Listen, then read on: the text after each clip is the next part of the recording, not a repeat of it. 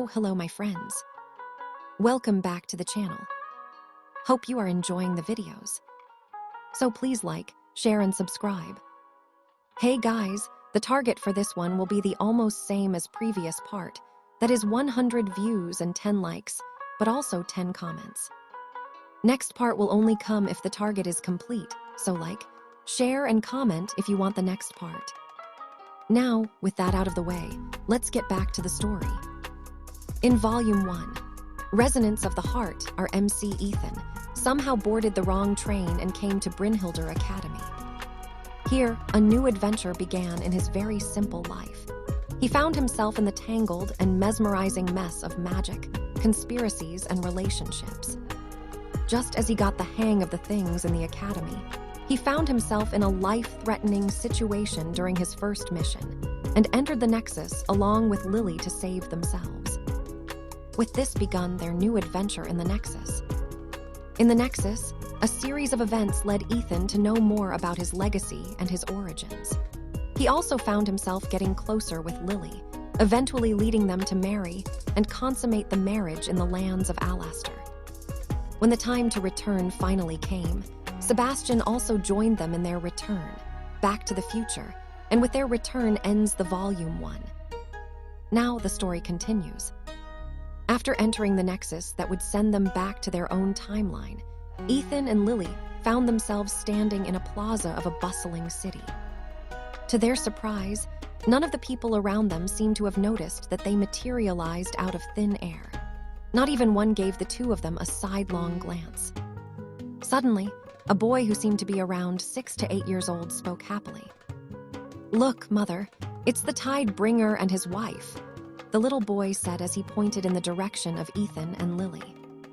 The two teenagers' bodies stiffened, not expecting that someone would recognize them. But before they could do anything, the mother of the child lightly patted her son's head. "That's right, Peter. That's the Tide Bringer and his wife," the mother stated. The little boy's smile widened, as if he was very proud that he got something right. Ethan and Lily followed the boy's gaze and realized that he wasn't looking at them, but at something above them. The two turned around and saw the bronze statue of a handsome young man with long hair, holding a trident in his hand. Right beside the young man's statue was another statue of a beautiful young lady, and she was holding a wand in her hand. Ethan and Lily glanced at each other, surprise written on their faces. If one were to look closely, the two statues had an uncanny resemblance to the two of them. But people wouldn't notice this right away, because Ethan's long blue hair was currently tied back into a ponytail with Lily's ribbon. The young lady, who had one of her ribbons taken from her, also had her hair tied up in a single ponytail. Since their current hairstyles didn't match the two statues, people didn't recognize them at all. Excuse me, but can you please tell me what today's date is?" Ethan asked the mother of the little boy with a smile on his face. "Have you been traveling a lot, young man?" the pretty mother replied with a smile. "Most travelers tend to forget the date whenever they wander around the continent." "Yes, I've been traveling with my friend for a while, and we kind of lost track of time after exploring a dungeon," Ethan lied with a straight face. Lily, who was standing beside him, only smiled after hearing Ethan's reply. Although she understood the reason why Ethan didn't call her his wife, she had become used to being referred to in this manner by the members of the allied tribe. Even so, she still felt a little uncomfortable because, by being referred to as a friend, she felt like a distance had opened up between them. "Maybe we should have married while we were in the past," Lily mused. However, she tossed aside this thought just as soon as it appeared. She knew that if they did really get married in the past, it would just complicate things in the present. Just as the beautiful young lady was thinking about these things, the mother of the little boy answered Ethan's question. "Today is the 14th day of the month of the lovers," the mother of the little boy replied. "How about the year?" Ethan asked without batting an eye. "Oh dear, you even forgot what year it is. You're so young, yet you're already this forgetful." The mother of the little boy giggled, which made Ethan scratch his cheek in a helpless manner. Big brother, the year is 1825 of the Asgardian calendar, the little boy answered. Am I right, mother? Yes, you are, dear. The mother of the little boy patted her son's head, making the latter smile happily. Thank you for answering my questions, Ethan said. But can I ask 2 more questions? Why not? The mother of the little boy replied. What is the name of this place, and where are we located on the continent? Ethan inquired. After confirming that they had indeed returned to their own time, Ethan's and Lily's anxiety decreased drastically. However, they still didn't know where they were, so this was a very important question for them. Are the 2 of you perhaps lost? The mother of the little boy looked at Ethan and Lily with a pitiful gaze. You are currently in the port city of Zentris. I can see that you are wearing wizard robes. Are you perhaps students of one of the magic academies of the Magdar Kingdom? Ethan blinked once then twice before shifting his gaze to Lily. Lily had a shocked expression on her face because she didn't expect that they would appear in the lands of Alastair in their current timeline. Although they didn't say anything, they had a feeling that the very city that they were standing on was exactly the city of Zentris that they had left in the past. They didn't recognize it right away because so many things had changed, which made the 2 of them wonder where they currently were in the world. Thank you for answering my questions. Ethan bowed his head to the little boy's mother. Although it is not much, please accept this. Ethan placed a pearl that was as big as an eyeball on the pretty woman's hand. Before the mother of the little boy could even react to what the handsome young man had given her, the 2 teenagers had already walked away in haste and mingled with the crowd.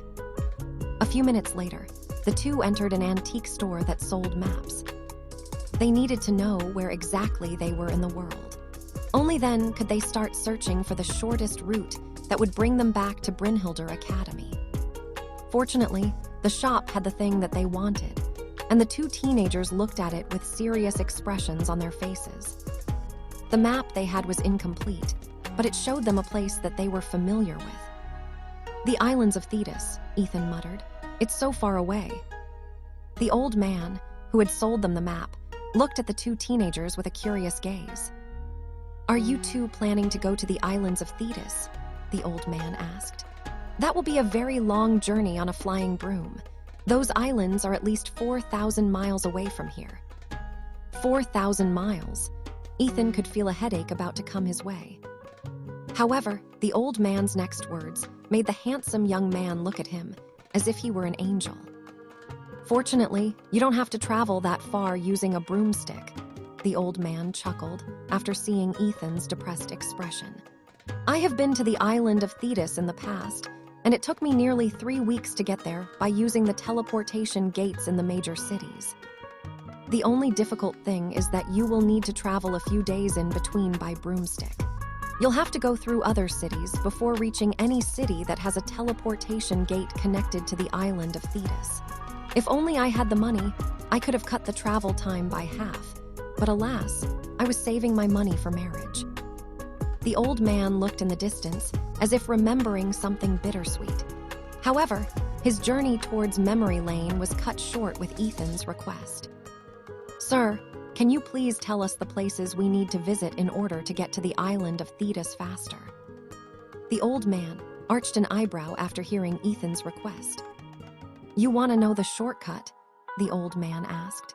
Even if you use that shortcut, it will still take you 10 days at most to reach the island of Thetis. Yes, Ethan nodded.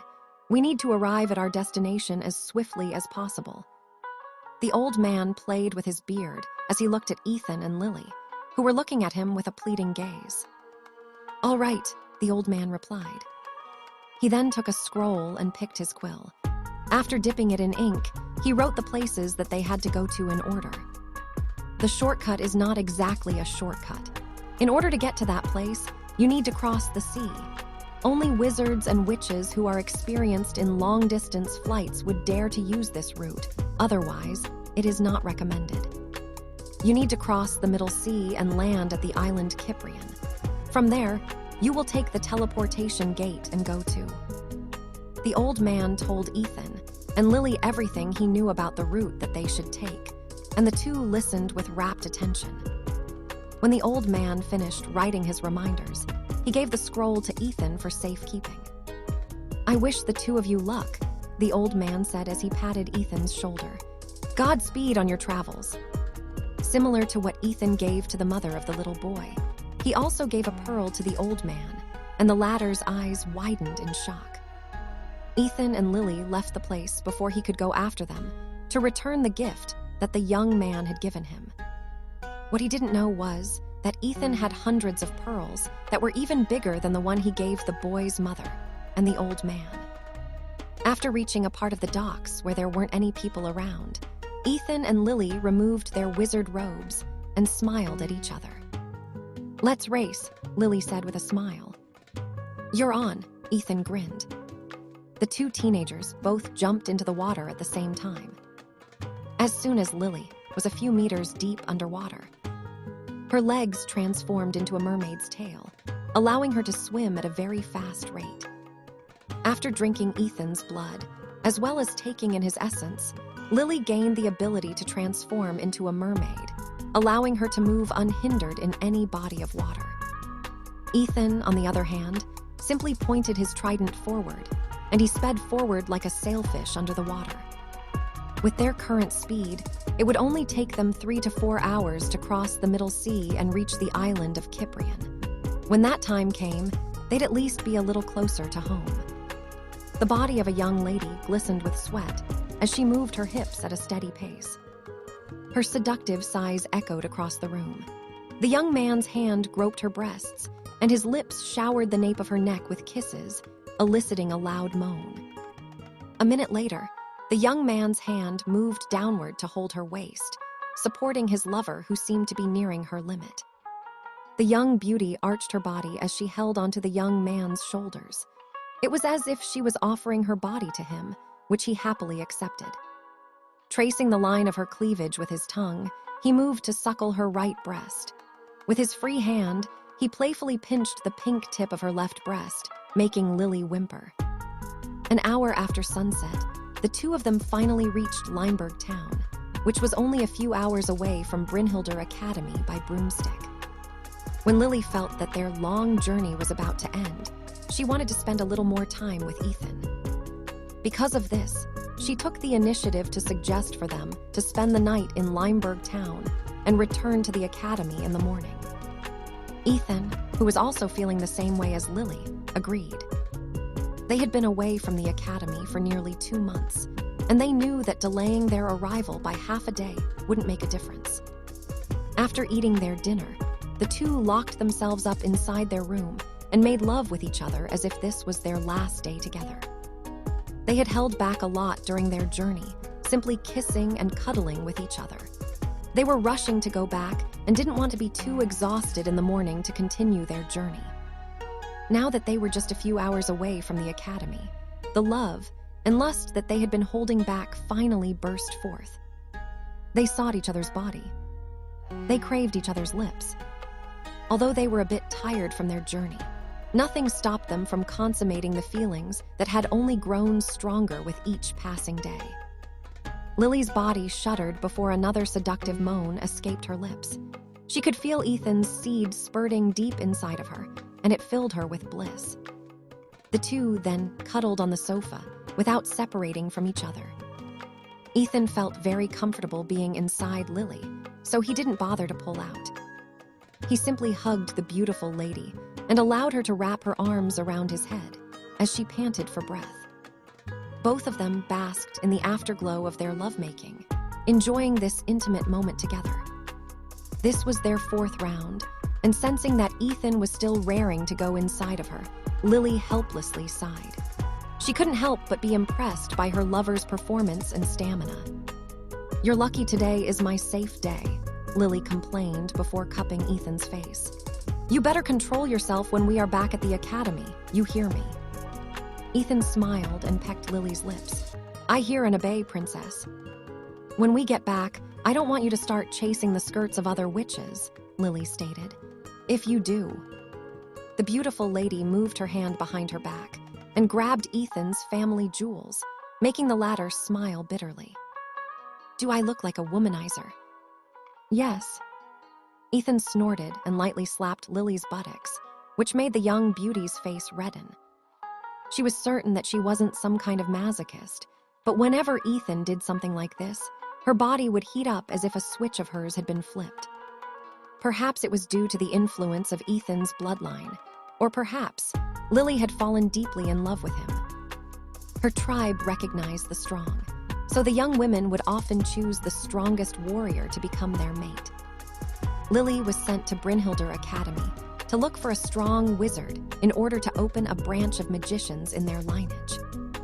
Although Ethan still hadn't found a way to repair his magic circuits completely, it was showing signs of recovery, which made Lily wonder how strong the handsome young man would be if he could wield magic freely like her. Thinking about this, she couldn't help but be excited about the future. Truth be told, even if Ethan didn't fully repair his magic circuits and remained a dud, Lily would still not change her mind about marrying him. He was her first man, and she had recognized his strengths and weaknesses. There was a saying that, if you can't handle someone at their worst, then you don't deserve them at their best. She had seen Ethan's lowest of lows and helped him to get over his depression. Seeing that the broken young man a year ago was now brimming with life and vitality, she couldn't help but be proud of herself for taking the initiative to close that gap between them. Ultimately, it was Lily who helped shape the current Ethan. And right now, she was reaping the fruit of her efforts and solidifying her standing in the young man's heart. A few minutes later, Ethan rested his hands on Lily's buttocks as he started to move his hips once again. The night was still young, and the two of them still had plenty of time to create a beautiful memory that they would think fondly of many years in the future. Dantalion flew alongside the flying broomstick that was being ridden by Ethan and Lily. Lily was, of course, the one controlling it. Ethan hugged her from behind, contently resting his head on her shoulder. Suddenly, a raven flew towards them from the academy. When Lily saw it, the corners of her lips lifted into a smile. It was none other than Lily's spirit guide, Daisy, who must have sensed that her master had finally returned. The raven landed on Ethan's head and lightly pecked the young man's head. It was as if she was punishing the teenage boy for her master's disappearance. Lily couldn't help but giggle after seeing her raven peck Ethan repeatedly. The young man, on the other hand, didn't move and allowed the raven to peck his head. It was as if he was accepting the punishment for making Daisy worry about her master, which was entirely his fault to begin with. After 2 minutes, the raven was finally done venting her anger and nudged Lily's head with her own as a way of telling the young beauty that she missed her. "I missed you too, Daisy," Lily said softly. The raven then flapped its wings and flew alongside the broomstick, as if guiding her owner back home. As they neared the academy, Lily and Ethan noticed 4 figures standing near the gate and looking at them with various expressions on their faces. Chloe and Luna were almost in tears, while Emma and Nicole eyed the 2 teenagers in the sky with calm expressions on their faces. Ethan couldn't help but smile after seeing this scene. He had a feeling that it was Emma who told Chloe, Luna, and Nicole that they would be returning at this time. The young man still didn't know much about his promised one, but he knew that she was some kind of seer that could see things related to him. This was why he wasn't surprised when he saw the 4 ladies waiting for him at the gates of the academy. As soon as Ethan got off the flying broomstick, Chloe and Luna didn't waste any time and ran up to him before giving him a tight hug. Ethan had prepared the words that he would say to these 2 girls upon seeing them again, but it felt as if there was a lump that was blocking his throat. In the end, he hugged the 2 of them just as tight, as both of them cried in his arms. "I'm back, Chloe, Luna," Ethan said softly. "I miss the 2 of you." These weren't the lines that he had prepared in advance. He simply expressed his true feelings, and he said them so easily that it made his heart feel warm and fuzzy inside. Chloe and Luna didn't reply and simply hugged the young man whom they hadn't seen for 2 months. Both of them had been worried sick about him. If not for Emma telling them that he was all right, the two might have fallen into a depression thinking about him every day. Lily watched this scene with a smile on her face. The young lady knew how much the two girls cared for the man she loved, which gave her a bittersweet feeling. Even so, she understood that, now that they had returned to the academy, the two of them would need to be more discreet whenever they met in order to avoid the prying eyes of those who had the handsome teenager in their sights. News of Ethan's and Lily's return spread like wildfire in Brynhildr Magic Academy. Everyone had long heard about the story of what happened when the bandits that had attacked them on that day, so they knew that the two were forced to enter a nexus, which took them back in time. Truth be told, many were saddened by the loss of the handsome young man and the young beauty, who was considered as an idol by the first years in the academy. This was why their return was truly a pleasant surprise for everyone. All of them wanted to know how they were able to defy all odds and return to the present time after their journey to the past. While everyone was chatting with each other, hopping to get information about where the two teenagers had gone, Ethan and Lily found themselves inside the infirmary. When the headmaster and the staff of the academy had been informed of their return, Professor Reinhardt ordered that both of them be taken to the infirmary, so Professor Galena could check them and ensure that neither of them suffered any serious injuries during their ordeal. Chloe, Luna, Nicole, and Emma accompanied them. They were also worried that Ethan and Lily might have been injured during their journey to the past and wanted to see with their own eyes that they were truly healthy. Well then, who wants to go first? Professor Galena asked with a smile. However, before Ethan and Lily could answer, her three assistants interjected. Professor, you can take and examine Lily, a pretty young lady who was a second year at Brynhildr Academy said. We'll examine Ethan in your stead. That's right, Professor, another pretty young lady who was a third year in the academy commented. Although we are not as good as you, with the three of us working together, we'll still be able to conduct a proper examination. I am fine with this arrangement, the youngest of them all, a cute young lady who was a first year in the academy, said with a reddened face. We'll make sure to conduct a proper examination of Sir Ethan. Professor Galena looked at her three assistants with a knowing smile. Fine, Professor Galena replied. Make sure to inspect every nook and cranny, okay? We don't want any disease from the past to spread inside the academy. Yes, Professor. The old professor took Lily to a separate room where she would conduct her examination, leaving Ethan with her three assistants. Naturally, Chloe, Luna, Nicole, and Emma were also inside the room to watch the procedure. Sir Ethan, kindly take off your clothes, the cute first year said shyly. Understood, Ethan nodded.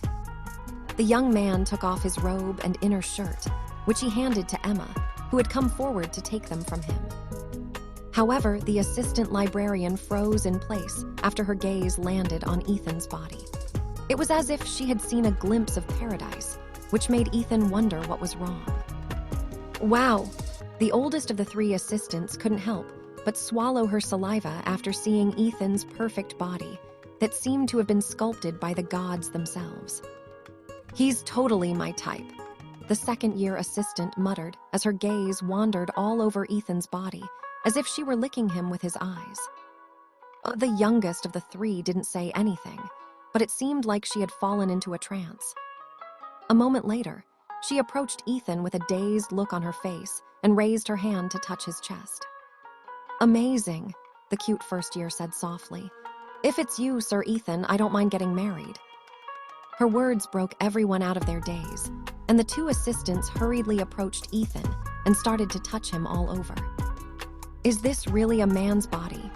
The oldest among the assistants muttered as she touched and lightly squeezed Ethan's muscles.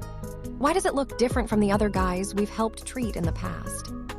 Comparing Ethan to those guys is like comparing a true man to a slug, the second year stated. Ethan, can I bring you back home to my family? I'm sure my parents will want to meet you. The three assistants fawned over the handsome young man as they used their hands to examine his body. Chloe and Luna, suddenly moved to push the three girls away from their man and glared at them. "I thought you were going to do a proper examination," Chloe glared. "Why do you keep on touching his body?" "What are you talking about?"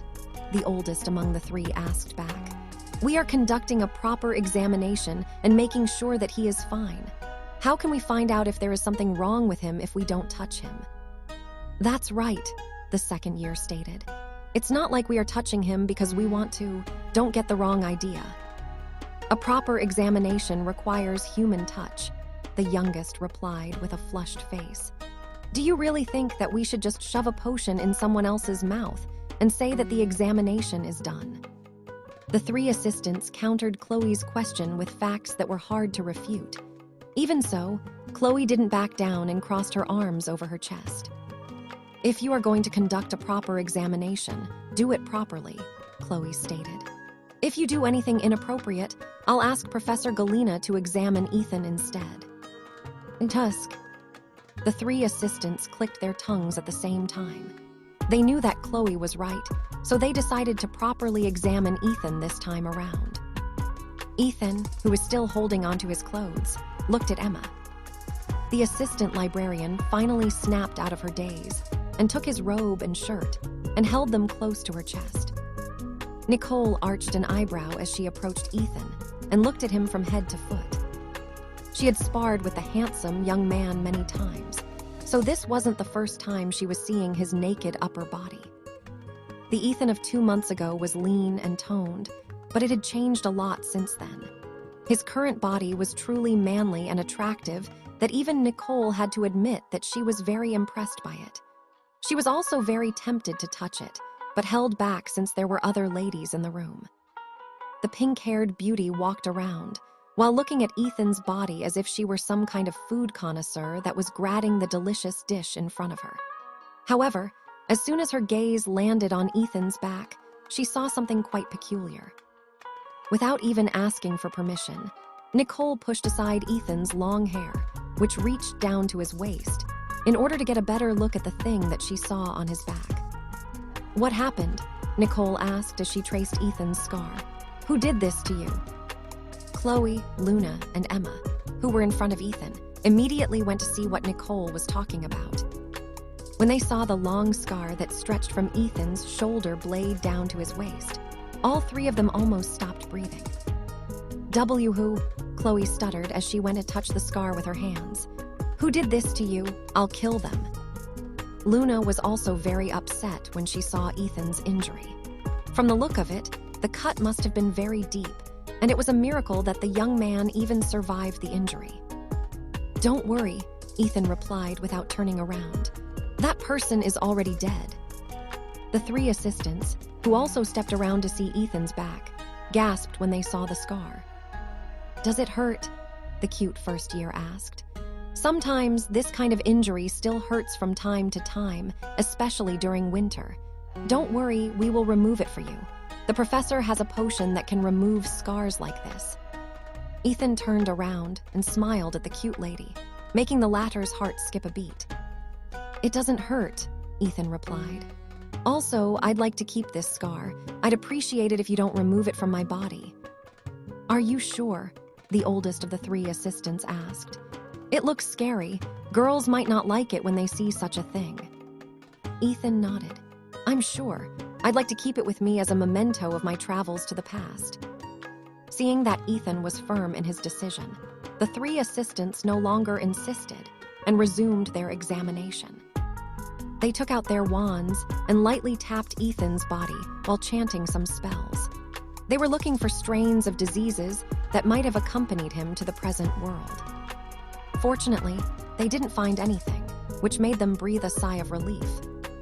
"Okay, now strip your pants," the oldest of the three assistants said with a serious look on her face. "We also need to check if you have injuries on the lower half of your body." Due to how serious her expression was, Ethan nodded and didn't hesitate to take off his pants, leaving only his boxer shorts. This time, Chloe didn't hesitate to stand in front of Ethan and blocked the vision of the three assistants. "Hey, this isn't part of the examination anymore," Chloe stated. Luna also stood beside Ethan and glared at the three assistants, making them flinch. The two beautiful ladies were like two swans protecting their egg. They were quite fierce as well, so the three ladies who wanted to take a peek at Ethan's assets were intimidated. At this moment, the door of the other room opened, and Professor Gainla came out with Lily. When they saw Ethan, the old professor couldn't help but chuckle because she had an idea about what was happening. "Come with me, boy," Professor Gainla made a gesture. "I'll conduct a proper examination for you." Ethan nodded and raised his pants before walking towards the professor. However, as he passed Lily, the handsome young man planted a kiss on her cheek before closing the door behind him. This made Lily stiffen, not expecting that Ethan would do something like that out of the blue. Ethan, who had just closed the door behind him, blinked once then twice before facepalming.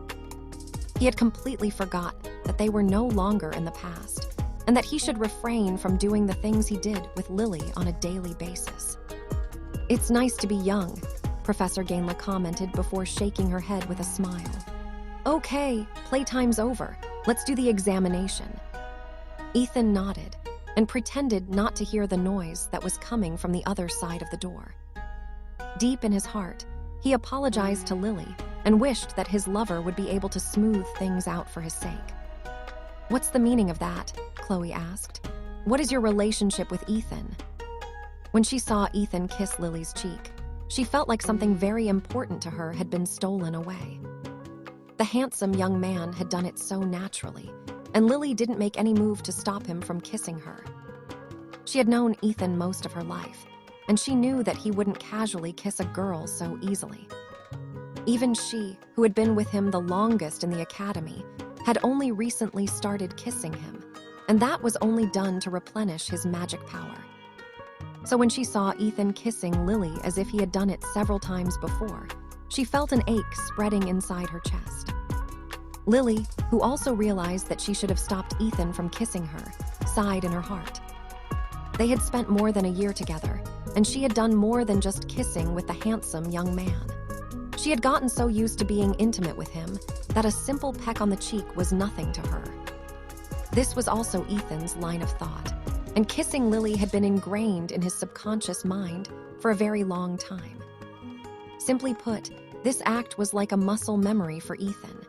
His body would do this automatically if the right conditions were met. Lily, who had also been accustomed to being kissed by her lover, forgot to raise her guard after returning to the academy. Since the deed had already been done, it was time to do some damage control. "I will tell you about it, but not here," Lily said as she glanced at the three assistants, who looked at them like aunties waiting for juicy gossip. Luna, who was standing beside Chloe, placed her hand on her best friend's shoulder and shook her head. Just like Chloe, she was also very surprised by what Ethan did earlier. However, unlike her, she understood that this act might not be as simple as it seemed. Since Ethan and Lily entered the Nexus, they might have found themselves in a difficult situation, requiring the handsome young man to kiss the only witch who could give him magical powers. Chloe also understood this. However, she was shocked enough to momentarily forget about this matter.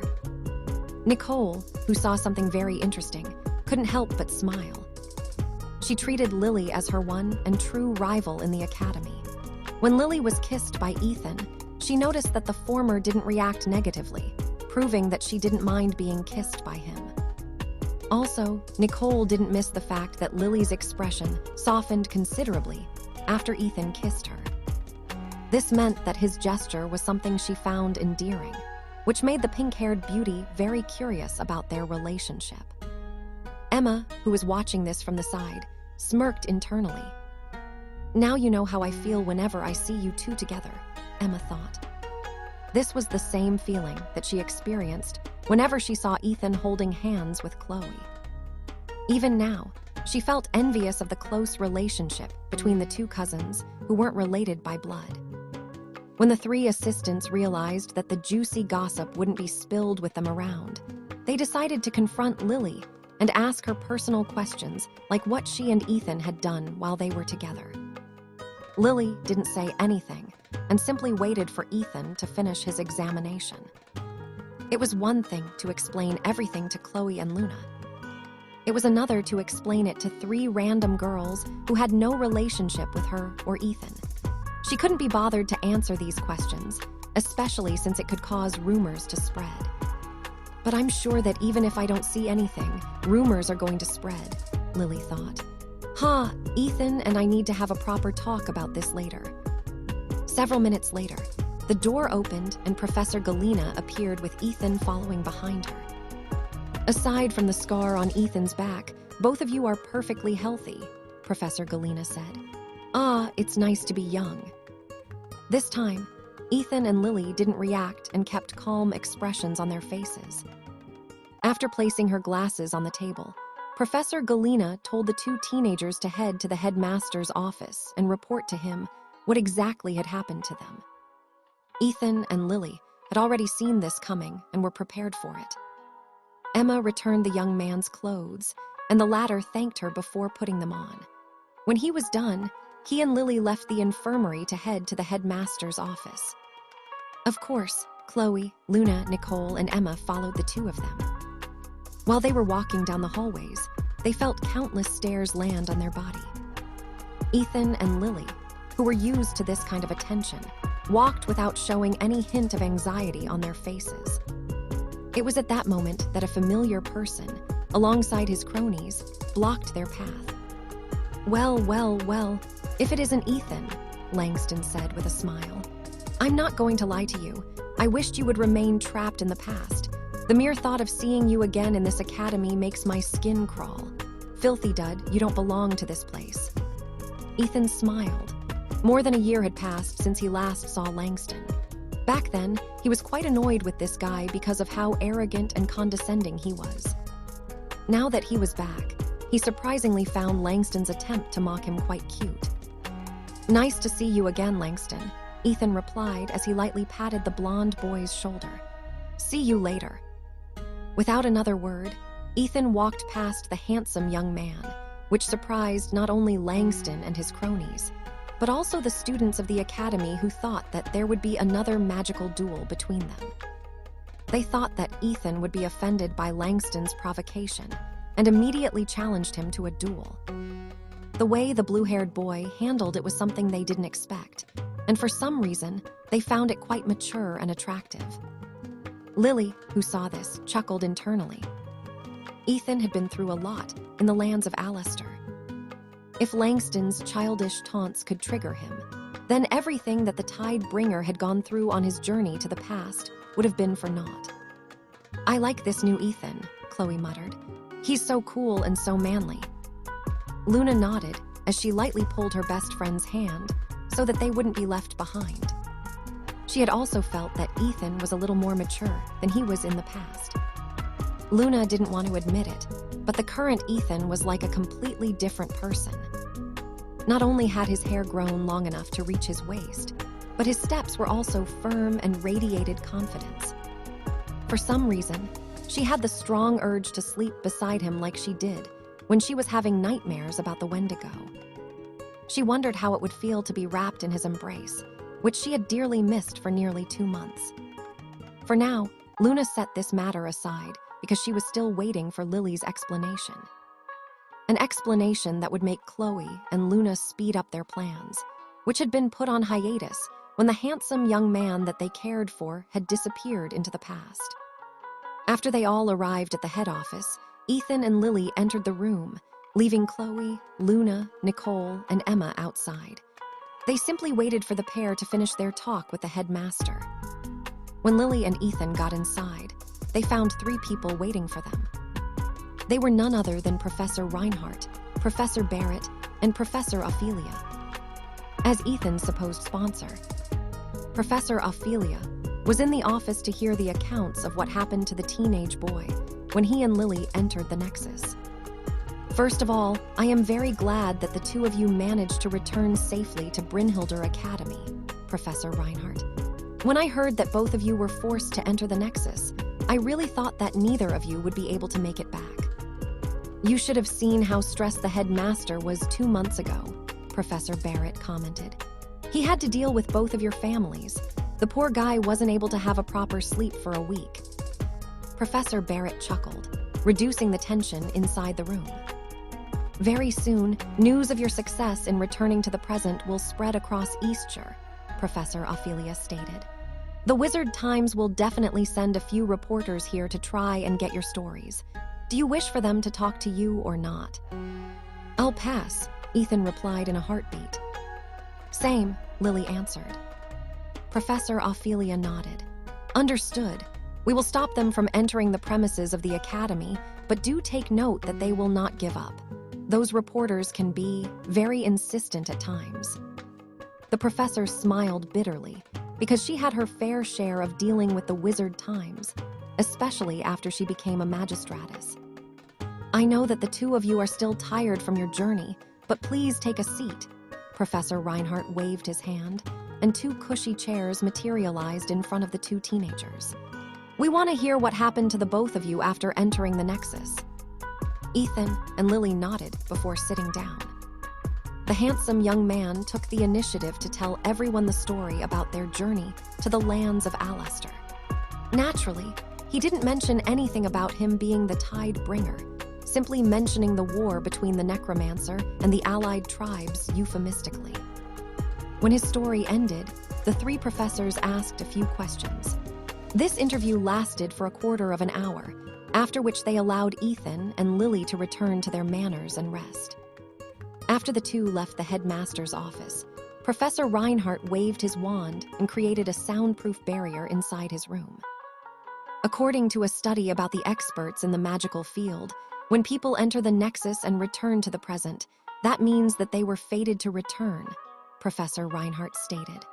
Also, it would mean that they played a role in the past, which has become part of our current history. Although this theory isn't set in stone due to the lack of people who managed to return, those who did have become part of history. Barrett, I know you have many connections. See if you can pull some strings and have someone investigate the history of the lands of Alastair, especially legends concerning the Tide Bringer. Professor Barrett nodded. Understood. If what you said is true, then we might be housing two legendary figures in the flesh. The professor had a very amused look on his face. Although Ethan didn't mention the part of him being the Tide Bringer, they were already old and had seen many things.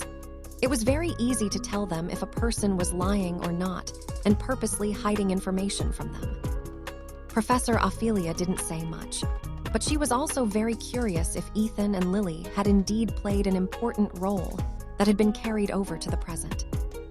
Inside the office, three professors were discussing how to prevent the reporters of the Wizard Times and the researchers who had been studying the Nexus phenomenon all their lives from bothering Ethan and Lily. On the other hand, the two teenagers in question, accompanied by their friends, were on their way to Dud Manor to talk. The group of beautiful ladies, which was led by the handsome Ethan, caught the attention of the students of the Academy. The members of Lily's fans club watched this scene with jealousy, but they didn't do anything because they could tell that their idol had a solemn expression on her face. After arriving at the Dud Manor, Ethan was greeted by his manor mates. Henry said that they would hold a celebration party for his return, to which Ethan happily agreed. Finally, they arrived inside Ethan's room. The room was big enough to contain all of them. However, it still felt a bit too cramped after everyone sat down to talk. Okay, start talking, Chloe said while Ethan was preparing some tea for everyone. Lily nodded. When we entered the Nexus in an attempt to escape our pursuers, we were sent to 1,500 years in the past. Ethan and I were injured, and a tribe heading to their ancestral lands found us. In order to prevent the two of us from being separated, as well as to protect our safety, I deemed it best to create a fake identity for the two of us. As you may already know, Ethan is quite handsome, and although I don't like admitting it aloud, I am very beautiful myself. Chloe wanted to roll her eyes so badly at Lily's shameless words, but she couldn't refute it since it was true that the blonde girl was indeed a beauty. Seeing Chloe's reaction, Lily laughed internally and felt an urge to tease Ethan's cousin. Back then, I deemed that the best course of action was to tell them that we were husband and wife, Lily stated. Because of this, we needed to act as lovers, so kissing each other became a norm. But of course, that was not enough. When they found out that I had magical powers, all the single warriors of the Kendall tribe and the allied tribes wanted to steal me from Ethan. They even held a tournament for my sake. Fortunately, Ethan won hands down. Since then, no one bothered me again. But we still had to keep the act going, so Ethan and I would kiss from time to time. After doing this for more than a year, it has become second nature to us. I hope you understand. Chloe and Luna glanced at each other before shifting their gaze back to Lily, with solemn expressions on their faces. Then tell me this, what is your current relationship with Ethan? Luna asked. Lily glanced at Ethan, who was still preparing the tea for everyone. They had already talked about this before returning to the academy, and both agreed that the one who would answer this question, if Chloe and Luna asked, would be none other than Ethan. The handsome young man, who had finished brewing the tea, walked towards the table and placed the tea cups in front of the girls before sitting beside Lily. What he said next made Chloe, Luna, Nicole, and Emma look at him with wide eyes.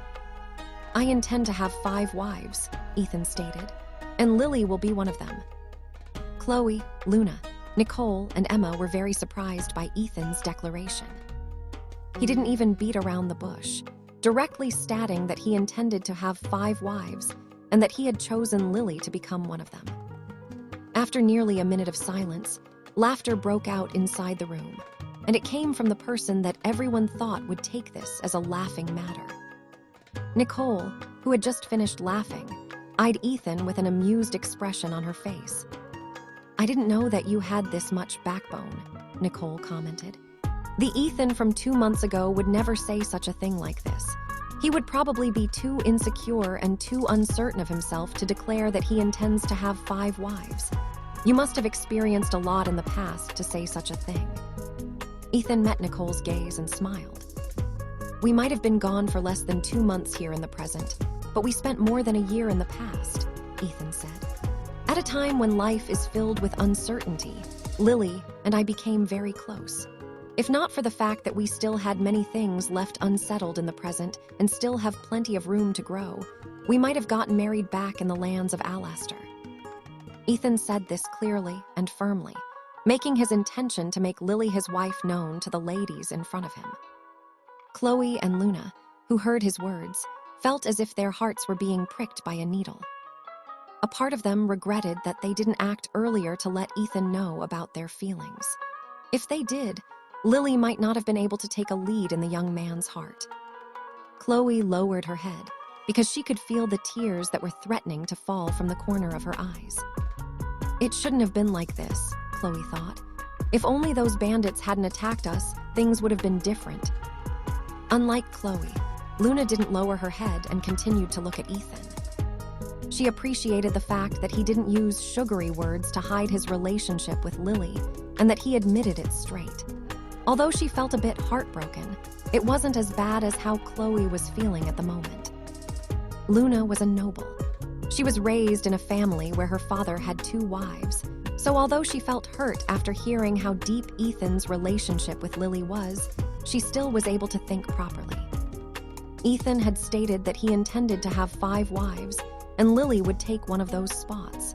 She could accept this fact since they had been together for a year. A young man and a young lady were forced to fake their relationship as husband and wife to fool others. Luna understood that, with such a setup, it was only a matter of time for fake to become real. Nicole, who didn't really think of Ethan as a love interest, found his declaration amusing. In order to have more than a wife in the wizarding world, someone must have enough riches and influence to make it happen. The current Ethan might be a double pillar holder in the academy, but outside of that, he was only a farm boy who had been living in the countryside until a few months ago. He didn't have the money, influence, or position to have 5 wives, so for now, she just treated Ethan's words as false bravado. Nicole thought that this was Ethan's way to make Chloe and Luna still consider him as a potential partner and become part of his family. Emma, on the other hand, thought differently from Nicole. Unlike the pink-haired beauty, Emma was well aware of Ethan's background. So when her liege and master declared that he intended to have 5 wives, she just accepted it as a fact.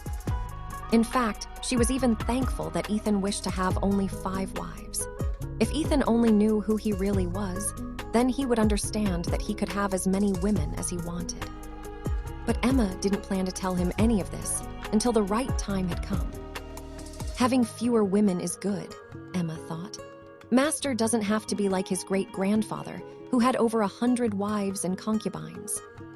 A few minutes later, Lily, Nicole, and Emma left Ethan's room to give him, and the 2 ladies who stayed behind some space. After leaving Dud Manor, Nicole walked beside Lily and asked her in a teasing tone. "So how far have you gone with Ethan?" Nicole inquired. "Did he reach 4th base?" Lily ignored Nicole's question and continued to walk with steady steps. This made the pink-haired beauty giggle. Even after observing Lily since she arrived, it was impossible for Nicole to tell if Lily was still a chaste maiden or not. Considering Ethan's character in the past, she doubted that the boy would actually have the guts to make a move on her. But a year was a long time. There was also a high chance that the 2 of them had crossed the line, especially when Ethan even declared that he planned to make Lily his wife.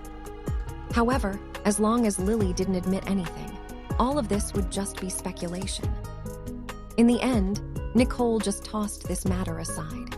What she was more curious about was how strong Lily had become after spending a year in the past. Her warrior instinct was telling her that Lily had not only changed, but had become more powerful as well. She also felt this way when he looked at Ethan. If not for the fact that she could read the mood, Nicole might have asked the handsome young man to spar with her just to know how much improvement he gained after spending some time in the past. Emma separated from the 2 and headed to the Schwartz Manor. She needed to write a letter to her mother and inform her that their young master had returned. Their clan had been very anxious since Ethan disappeared and always asked Emma to send a weekly report to inform them if there were any changes in his situation.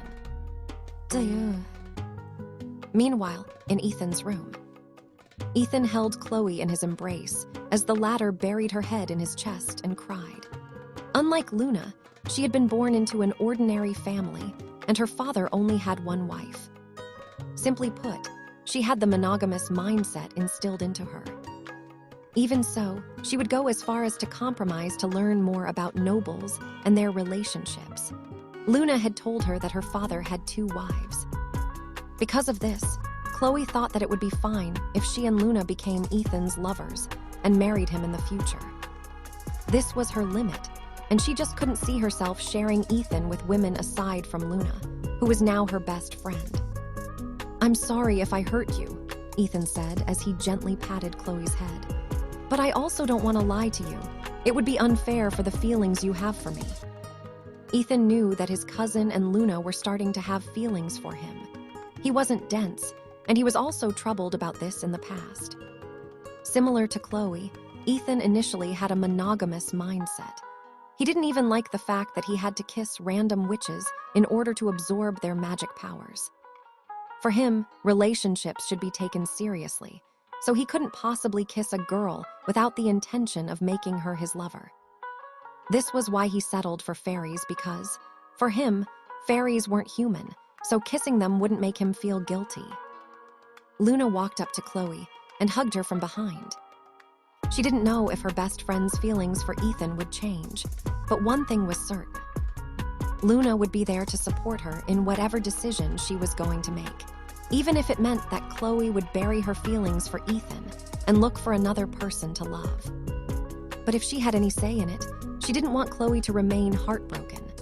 Also, she wanted her best friend to follow her heart and remain by Ethan's side. Luna knew that Chloe really loved Ethan and didn't want this sudden turn of events to change anything between them. Suddenly, an idea popped up inside her head and decided to act on it before things got out of control. "Ethan, can Chloe and I stay with you tonight?" Luna asked. "I wanted to hear the full story of what happened in the past. I'm sure that Chloe will want to hear this as well." Ethan nodded as he continued to pat Chloe's head. "Of course," Ethan replied. "I promise to tell both of you everything, including the event that happened to Lily and me, which almost cost us our lives." Chloe, who was holding on to Ethan, tightened her grip when she heard that he would tell them everything.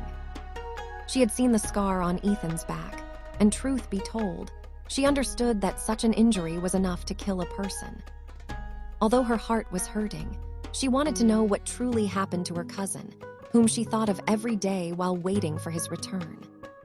Before starting his tale, Ethan went a look for the prefect of Dud Manor, Henry, and told him that he was still tired from his journey and thus couldn't join them for the party they planned to hold for his return to the academy. Henry apologized to Ethan because he should have allowed him to rest before proposing to hold a party. Because of this, he said that he would delay the party for a day or two until Ethan was feeling better. "Thank you, Sir Henry," Ethan said, "and sorry." "How many times must I tell you to stop calling me Sir Henry?" Henry shook his head helplessly. "Just call me Henry, okay?" Ethan smiled bitterly. "I will try." "Good," Henry patted Ethan's shoulder. "Spend some time with Chloe and Luna. Those two really had a rough time while you were gone." Ethan responded with a nod and returned to his room. Luna and Chloe were currently seated on his bed, waiting for him to tell them everything that happened after he and Lily entered the Nexus. The young man didn't hold anything back and told the two everything that happened, including the things that he didn't tell Professor Reinhardt back in the headmaster's office. Ethan told the two about his other half, as well as how he suffered after the battle ended, not forgetting to tenderly share how Lily helped him recover. He then talked about their battle against the necromancer, who wanted to possess his body. When he reached the part where Lily was stabbed by the warrior possessed by the necromancer and what happened afterward, Chloe's and Luna's faces turned pale. They now understood how Ethan received the scar on his back. It was due to him using his body to shield Lily from the necromancer's killing blow. He included the part where he ingested the blood essences of the Tide Bringer and used his blood to help Lily recover from her injuries. The teenage boy didn't shy away from telling them that, on the same night, he and Lily made love to each other for the first time. Ethan thought that by saying this, the two girls would be angry.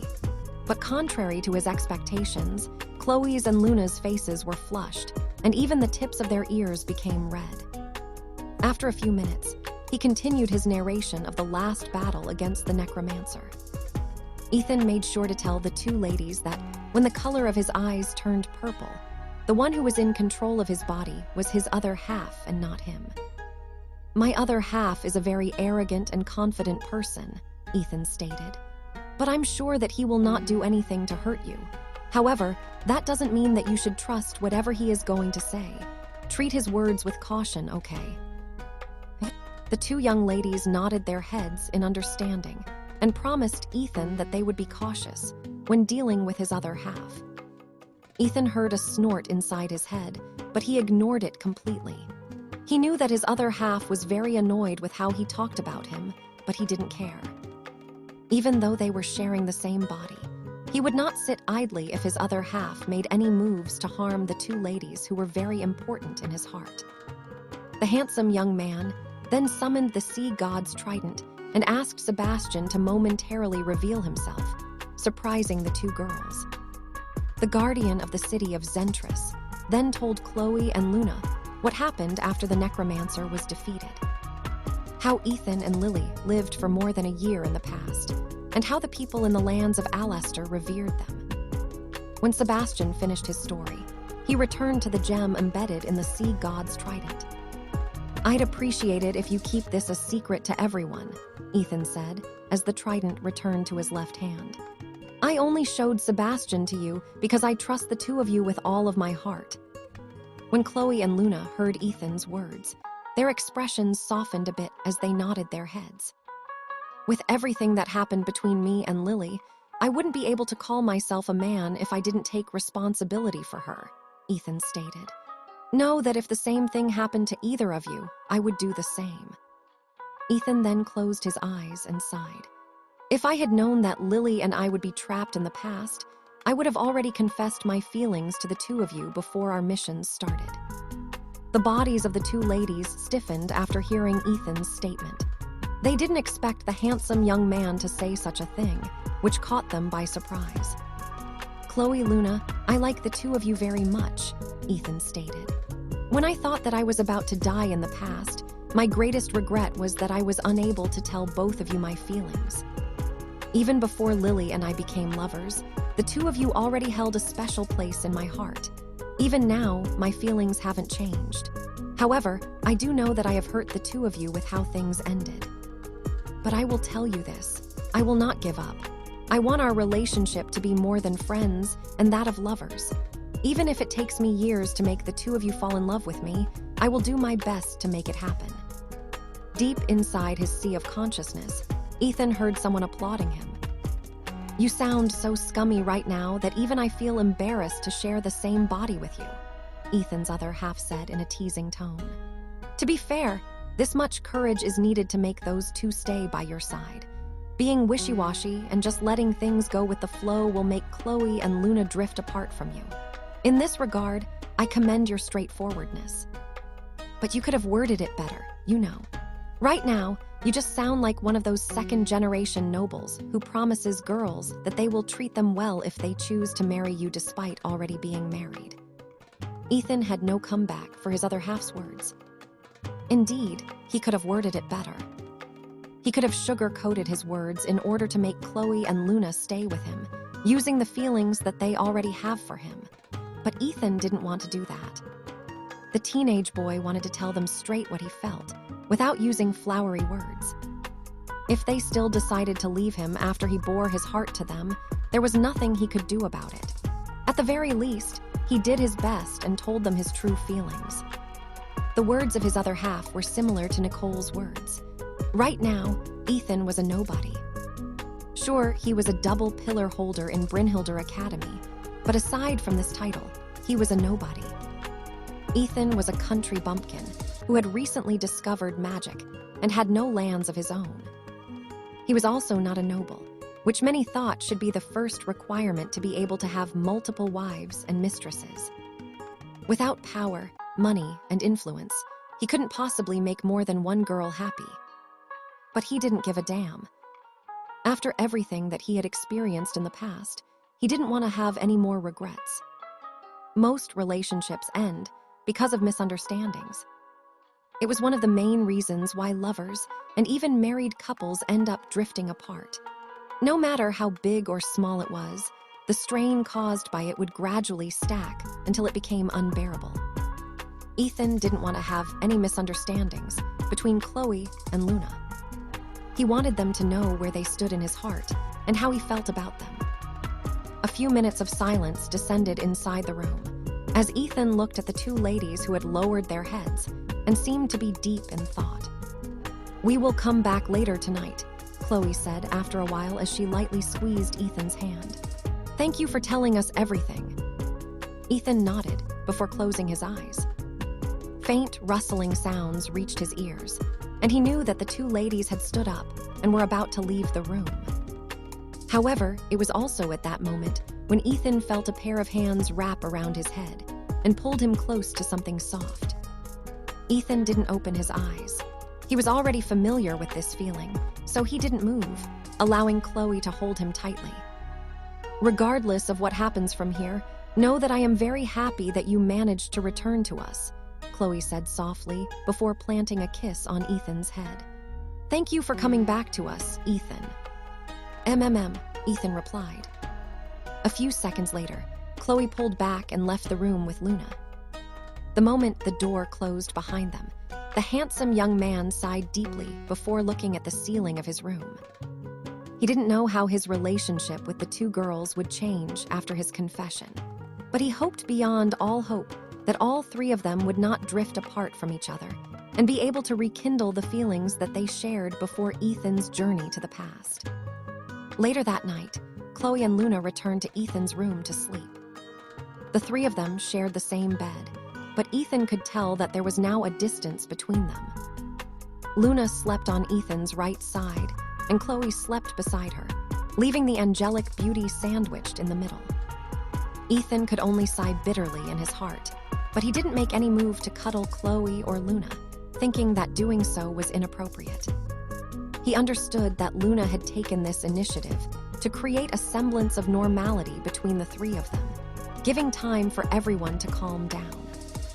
Just past midnight, when the two girls were finally asleep, Ethan left the bed and walked towards the door. He gave the two girls one last glance before leaving the room. The young man's heart was hurting, and he couldn't bear to stay in the same bed with the two ladies whom he had shared many sweet memories with. He left Dud Manor, wearing only his pajamas, and walked aimlessly. Ethan didn't know how long he walked, but when he came to his senses, he found himself standing on the outskirts of the Great Eagle Forest. A part of him wanted to enter the forest and look for magical beasts to fight and vent his anger. However, he tossed aside this idea and simply lay on the grass to look at the night sky. "The stars here are different from the stars in the lands of Alaster," Ethan muttered. "Of course it is, because they are two different worlds." The lands of Alaster was located in Midgard, which was referred to by the wizard world as the Middle Earth. It was a parallel world that shared the same origin as Earth, where magic power was more abundant and magical creatures roamed the land. Simply put, they were the two sides of the same coin. One was Earth and the other was Middle Earth. It was said that if either one was destroyed, the other one would follow the same fate. In order to travel to Midgard, one must use a special portal that was located in the middle of Northshire, Eastshire, Westshire, and Southshire. This place was called the Grand Shire, and it was where Ethan and Lily appeared after using the teleportation gate on the island of Thetis. The night was cold, and Ethan missed the warmth of the two ladies who used to always be by his side. He missed them dearly and would often think about them while he was in the past. Even Lily, who was always with Ethan, felt a bit jealous because she knew that the handsome young man was still thinking of the two girls back in Brynhildr Academy. The minutes passed by, and Ethan found himself slowly falling asleep. However, at that moment, he felt something soft and light jump onto his chest. Opening his eyes, Ethan found a small fox that was only slightly bigger than an adult's hand. The fox's body was glowing like a fiery blaze, warming him up a bit. A moment later, the fox barked at him the way foxes do. He recognized this small fox because it was none other than Chloe's familiar, who had fought alongside them against the zombies during the initiation ceremony of Brynhildr Academy. Soon, the sound of footsteps grew louder, and the small fox turned into particles of light, disappearing from Ethan's chest. Chloe, who was wearing a robe over her pajamas, sat beside Ethan and looked at the sky. A minute of silence passed between them before the young lady looked down on him and asked a question. "Aren't you cold?" Chloe asked. "I am cold," Ethan replied. "Then why are you lying there?" Chloe inquired. "Because I am stupid," Ethan answered with a bitter smile. Just as Ethan was thinking that Chloe was going to talk to him more, the young lady laid on the grass beside him and used her robe as a blanket to cover both of them. "They say stupidity is infectious," Chloe said softly. "I guess they are right." A moment later, she snuggled close to Ethan, resting her head on his chest. Ethan felt as if a lump had blocked his throat, as he felt something warm spreading inside his heart. He was unable to say anything, and yet, that didn't mean that he remained idle. He wrapped his arms around Chloe, kissed her forehead, and closed his eyes while hugging her close. The night was indeed cold, and yet, a gentle and soothing warmth washed over his body. Chloe didn't say anything, as she, too, closed her eyes. She had missed this feeling of being held in a protective embrace and smelling his familiar yet unfamiliar scent at the same time. A few minutes passed before the two heard another set of footsteps heading in their direction. "Just how long are the two of you planning to sleep here?" Luna asked with a pout. "The night is getting chilly, and the two of you might catch a cold. Let's go back." Ethan and Chloe opened their eyes at the same time and looked at each other. The handsome young man kissed her cheek, and the latter kissed him back. A moment later, Chloe reluctantly stood up and wrapped the robe around her body. Ethan propped himself up and gave Luna an apologetic smile. Luna shook her head helplessly before grabbing Ethan's hand and holding it firmly. Chloe held Ethan's free hand and gave it a gentle squeeze. Soon, the three of them made their way back to Dud Manor, feeling a little less burdened in their hearts.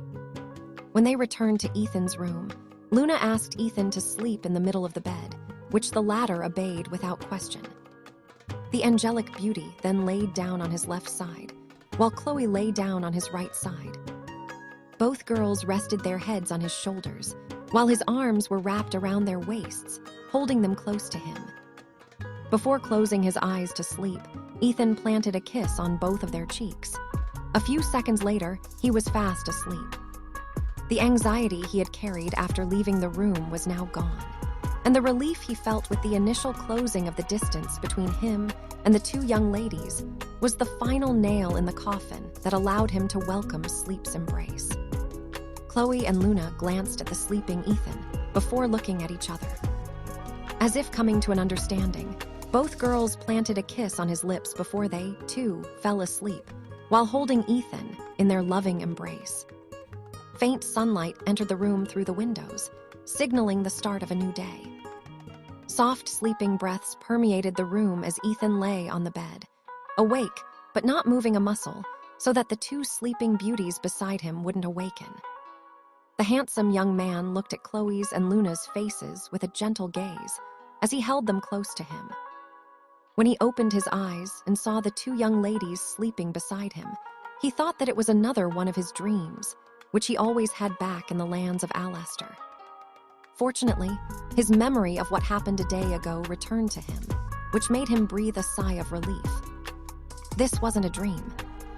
He was finally back in Brynhildr Academy. The two girls, who held a special place in his heart, in his arms, were real. Because of this, he contented himself to look at their sleeping faces and thank the heavens for allowing him to return to their side. Grandma used to tell me that I should go to the academy to bring home a rich lady from an aristocratic family, Ethan thought. I wonder how she will react if I tell her that I plan to have 5 wives. Ethan could only think of 2 scenarios that would happen. One would be his grandma, welcoming him and his lovers with open arms. And the second one was her welcoming him with a spiked club in her hands. The handsome young man could only smile bitterly, because he really didn't expect to end up in this scenario. However, even if he were to turn back time, he would not change anything. He had already made his decision, and he would see it through until the end. He was neither a womanizer nor a playboy, but he would be damned if he let other men take the 2 ladies in his arms, whom he cared for very much. Half an hour later, the first one to stir awake was Luna. When she opened her eyes, she looked at Ethan in a daze for a few seconds. A moment later, she buried her face in his chest and went back to sleep. Luna felt so comfortable being in Ethan's embrace, so she decided to sleep a bit more. The handsome young man didn't mind because it was still indeed a bit early. It was also a weekend, so there were no classes, so they could stay together for a while longer. Finally, an hour later, Chloe opened her eyes and met Ethan's gaze. She blinked once then twice before closing them again.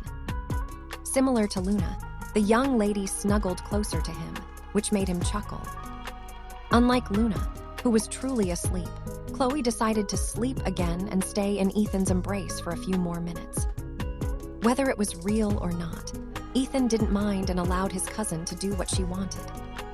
Another hour passed before Luna opened her eyes, and this time she was now fully awake. "Good morning, Luna," Ethan greeted the angelic beauty with a smile. "Good morning, Ethan," Luna replied before shifting her attention to Chloe, who was clearly pretending to sleep. Luna sighed and lightly shook the sleeping girl awake. "Wake up, Chloe, it's already morning," Luna said. "Let's have breakfast together in the Academy's dining hall. If you are late, you might not get the limited edition pudding that is only available today." Chloe, who was reminded about the limited edition special pudding, reluctantly propped herself up from the bed. During Ethan's absence, she had used desserts to cope with her sadness and loneliness. The only saving grace was that no matter how many sweet foods she ate, she didn't get fat. Luna assumed that this was all due to Chloe's fire affinity, which allowed the young lady to burn the extra fat in her body to convert it into magical energy. The two ladies left Ethan's room in order to shower in Luna's room before going to the academy's dining hall with Ethan. Ethan, on the other hand, simply took off the clothes from his body and summoned his sea god's trident. With a wave of his trident, a thin layer of water coated his body before disappearing completely. Truth be told, ever since ingested the blood essence of the Tide Bringer, he no longer needed to take baths. His body would automatically remove all impurities from his skin, but Ethan still preferred to wash his body properly. Having the sea god's trident around made things easier, because creating a thin layer of water to wash his body wasn't that big of a deal. Sebastian, who had merged with the sea god's trident, passively absorbed magic from his surroundings. Because of this, Ethan could use a bit of his power in times of emergency. After cleaning himself up, he put on some casual clothes and brushed his long blue hair. Lily often commented that she envied Ethan's hair because it was always silky and smooth, even without using any shampoo, which was something that she didn't have back in the lands of Alester. When he was done brushing his hair, he took out the red ribbon that Lily gave him. Just as he was about to tie his hair back, he remembered that he shouldn't do this, especially in the academy. Lily's fans club would raise hell on earth if they saw their idol's ribbon tied up in Ethan's hair. There were already rumors spreading in the academy about how they had become lovers during their stay in the past, which made her fans wish that they could tear Ethan's limbs off and feed them to the forest wolves in the Great Eagle Forest. Ethan sighed as he returned the red ribbon inside his storage ring and took out a hair clip. This hair clip was something that Lily had bought for him during their travels, and it had the design of a wolf's face. The young man smiled as he used this hair clip to tie his hair up. Although he didn't mind wearing Lily's red ribbon, it was best to not provoke people, especially since he had just returned to the academy. After making sure that he looked fine, he left the room and waited for the two ladies in the common area of the Dud Manor. Henry and George, who were enjoying cups of hot chocolate, looked at Ethan with smiles on their faces. "Looks like someone got some good sleep last night," George grinned. "Although you're not as good looking as me, having two beauties in each arm is certainly a feat. I am proud of you." Ethan only chuckled after hearing George's words and sat on the couch facing his two seniors. "Ethan, I wasn't able to say this yesterday, but you've really changed," Henry said. "You feel more mature now." "Thank you, see, Henry." Ethan was about to call the head prefect Sir Henry again, but he managed to stop himself in time. "Good," Henry nodded in approval. "Are you going to eat in the dining hall today?" "Yes," Ethan replied. Chloe and Luna seemed to like the special limited edition pudding. "Ah, that one," George scratched his head. "The girls of the academy go gaga over them. Each manor can only have 20 of them, but everyone wants one. Fortunately, we don't have that problem. We only have 4 girls here in the manor, and they can eat 2 of them without any problem. Since we consider your cousin as one of us, we also reserve 1 pudding for her every weekend." While the 3 of them were chatting about the latest things that were happening inside the academy, Chloe and Luna finally arrived in the common area. The 2 of them were also wearing casual clothes, but just a glance was enough to tell the young men that both girls had dressed up a bit for the occasion. After saying their goodbyes to the 2 senior boys who were giving Ethan the "you got this, bro" thumbs up, the 3 teenagers left Dud Manor to head to the dining hall of the academy. Truth be told, Ethan missed eating the delicacies of the academy, so he was quite excited to have breakfast in the dining hall. He never had the chance to eat any fancy foods back in the lands of Alester, and right now, his taste buds were craving the food that could only be enjoyed in their current timeline. The handsome young man was not aware that his return to the academy would trigger a series of events that would force the headmaster of the academy to make tough decisions that would affect all the students inside Brynhildr Academy. When Ethan, Chloe, and Luna arrived in the dining hall of the academy, their arrival instantly pulled all attention. Chloe and Luna were walking in the front, while Ethan walked 2 steps behind them. The handsome young man glanced at the table of Jaeger Manor, and there, he saw Lily looking back at him with a smile. The two exchanged a nod of understanding, looking at each other until Ethan reached the table reserved for students from Dud Manor. This exchange between him and Lily didn't go unnoticed, especially to those who had heard about their story. Of course, since no one really knew what happened, rumors had spread about their romantic and amazing adventures in the past. 2 people developed feelings for each other after being sent to an unknown place.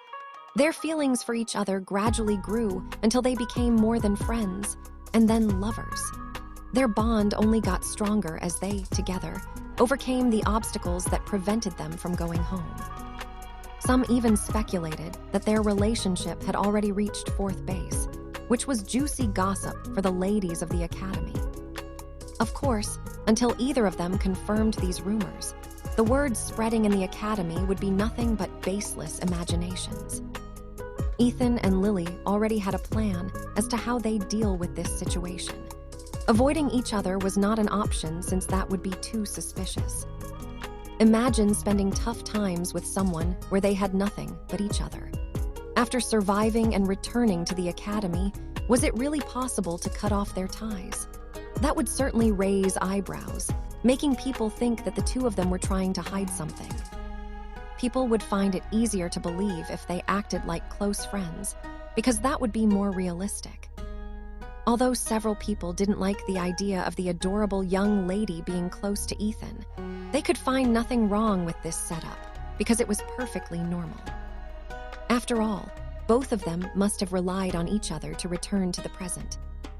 Fortunately, I can eat these special limited puddings as long as I am at Dud Manor's table, Chloe said with a smile as she took one of the puddings that were already laid out on the table. Luna also took one, also smiling. This was something they looked forward to every weekend. Ethan was just about to get one himself when someone else took the dessert from his hand. "Thank you, Ethan," Nicole said with a smile. "You're a real friend." Ethan only smiled as he looked at the pink-haired beauty who had taken his limited edition dessert. Clearly, he didn't take Nicole's antics to heart. His sparring partner sat across from him and took a bite of the dessert that every girl wanted to eat on the weekends. A moment later, a blissful expression appeared on her face, making him wonder if the pudding was really that good. Just as Ethan was about to put some other food on his plate, he heard a faint ringing sound coming from the headmaster's table, which could be seen on an elevated platform of the dining hall. "I am sorry to interrupt everyone's meal, but I would like to make an important announcement," Professor Reinhardt said. "Nightfall Academy, which is located in Grandshire, has sent an invitation to our academy for an exchange student program. They sent invitations to the other magical academies on the continent, which was something that they had done for the first time. According to them, they want to promote good relationships with various academies by allowing students to mingle with their peers and form strong connections. Right now, the spots are limited, and we can only send 12 people from our academy. Because of this, the 1st, 2nd, 3rd, and 4th years can only have 3 slots each." Professor Reinhardt scanned the faces of the students in front of him. When his gaze landed on Ethan, it lingered there for a little longer before he continued to address everyone about the specifics of the exchange student program. "For the 1st years, we plan to send 2 pillars to represent us," Professor Reinhardt stated. "The last slot for the 1st years will be decided by a ballot. Anyone interested may write their names on a piece of paper and place it in the ballot box that will be placed in the Plaza of Beginnings. We have already chosen a candidate for each of the 2nd, 3rd, and 4th years, and the last 2 slots will be drawn from the ballot box. Once again, if you are interested in this exchange program, kindly write your names. The drawing of the ballots will be done 3 days from now. Please spread the word to your friends."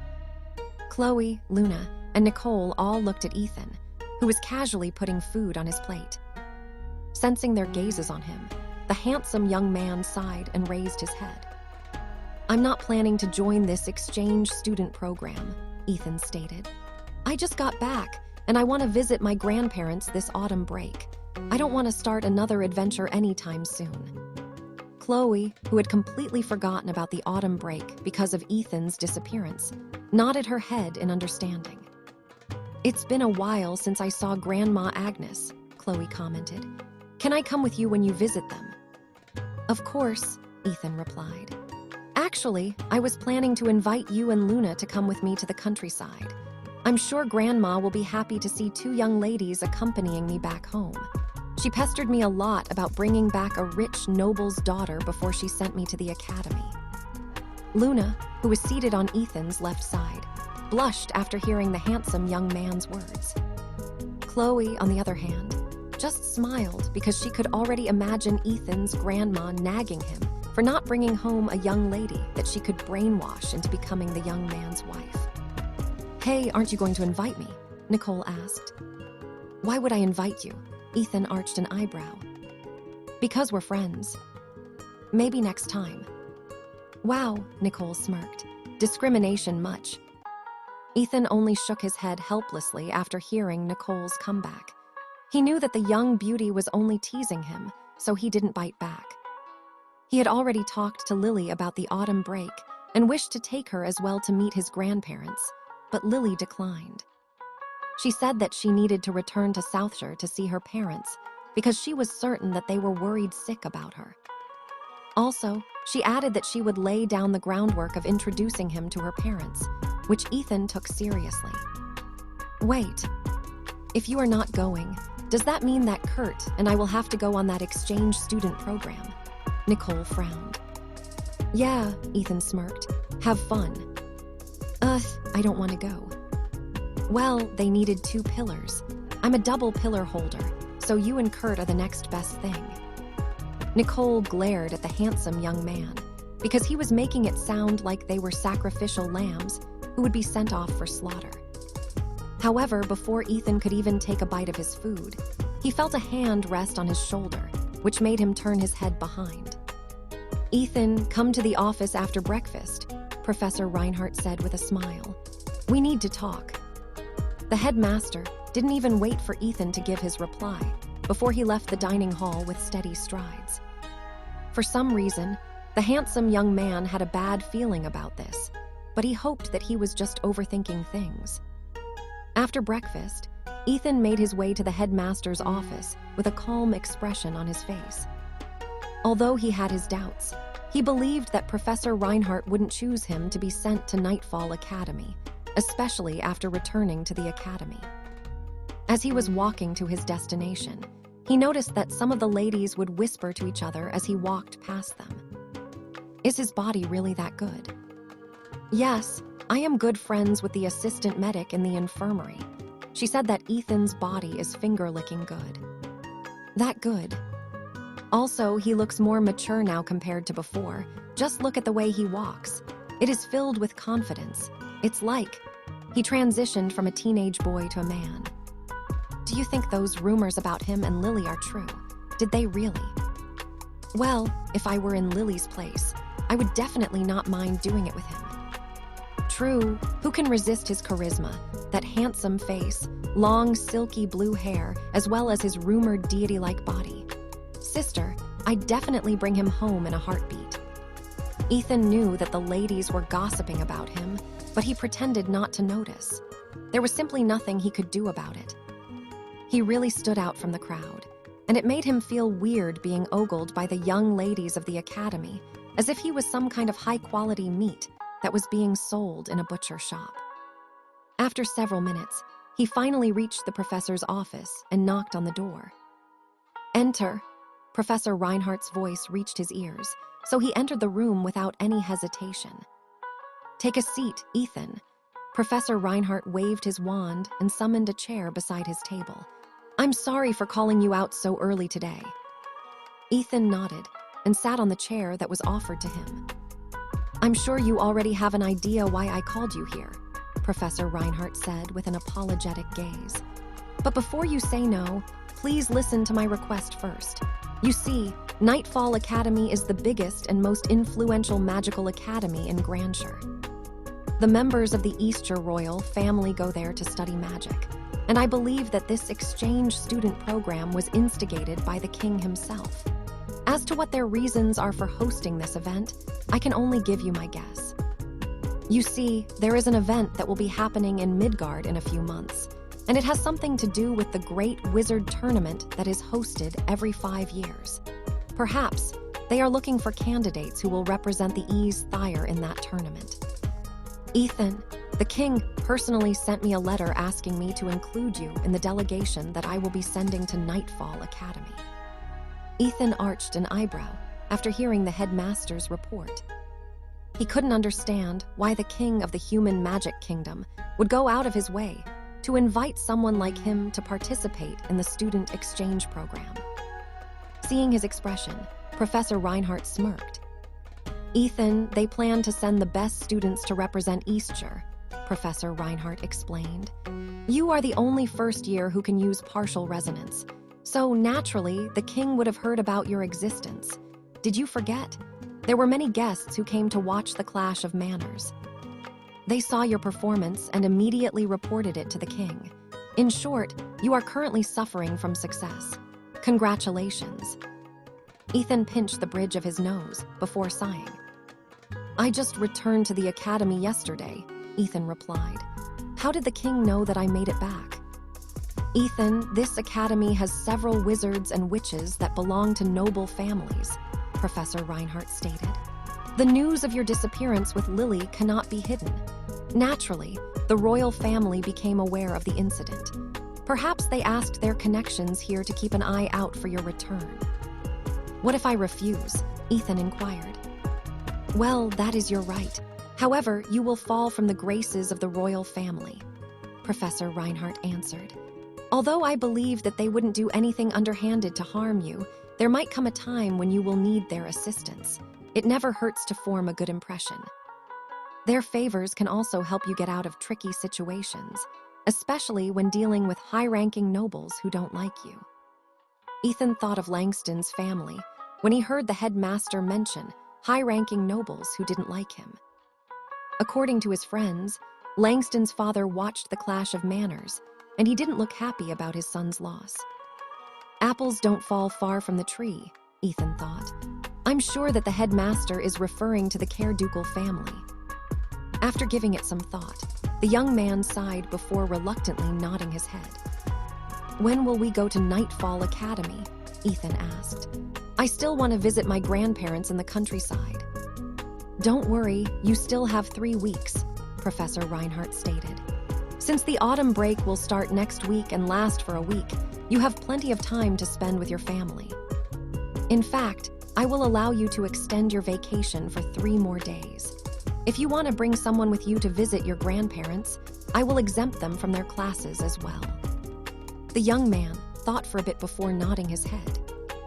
Do I get some kind of compensation or benefits from this event? Ethan asked. It will be unfair if I am forced to go against my will without compensation. How does 100,000 merit points sound? Professor Reinhardt offered. Deal, Ethan smiled. The two then shook hands, as if sealing the agreement between them. When Ethan left the headmaster's office, Professor Reinhardt leaned back on his chair and sighed. I'm getting too old for these political games. Professor Reinhardt shook his head helplessly. Although I feel bad for sending Ethan to that place, this is a rare opportunity for him to enter a legacy gate. A legacy gate was similar to a nexus. The only difference was that the legacy gate was in a fixed location, and it opened at set intervals. These dimensional gates didn't send people to the past. Instead, it sent people to a closed-off domain that was rumored to be one of the places where the mythical race of Tuatha De Danann had lived for hundreds of years. It was a place filled with danger, but also opportunity for the lucky ones who would be able to brave its dangers and discover the secrets that were hidden within. Professor Reinhardt believed that Ethan had what it took to survive in such a domain. After all, he had accomplished a feat that not many people could, which would soon spread like wildfire in the wizarding world. 2 days had passed since Professor Reinhardt made his announcement. The news of the student exchange program was widely discussed inside the academy and was met with positive feedback. If Brynhildr Academy was the most prestigious magical academy in Eastshire, Nightfall Academy was the most prestigious magical academy in Grandshire. Due to its accessible location, humans were not the only beings who went there to study magic. Elves, dwarves, and even beastkins were also attending the academy. Simply put, it was a hub where all races could mingle, and the academy had the joint support of human, beast, elven, and dwarven kingdoms. After learning that Ethan was being forced to go to Nightfall Academy, Chloe and Luna decided to try their luck and see if they could secure one of the remaining slots for the first years. While everyone was quite excited to see who would be randomly picked from the ballot box tomorrow, things were heating up inside the training room of Dud Manor. The sound of metal hitting against metal reverberated in the surroundings as Ethan and Nicole clashed with each other. Nicole had been dying to spar with Ethan to see how much he had improved, and the latter finally gave in to her pestering. The majority of the members of Dud Manor were watching this battle on the sidelines with surprised expressions on their faces. Even Chloe and Luna couldn't believe what they were seeing. They are evenly matched. Chloe blinked her eyes in disbelief. Ethan had become strong, Luna commented. He's no longer the same Ethan that Nicole could easily defeat in the past. The rapier in Nicole's hand hummed as she took a step back after clashing with Ethan for the umpteenth time. A dangerous smile could be seen on her face as she eyed Ethan like a hunter about to end her prey. Ethan, on the other hand, held a pitchfork that was made from his molding ball. "Take out your sea god's trident," Nicole stated. "I want to fight you for real."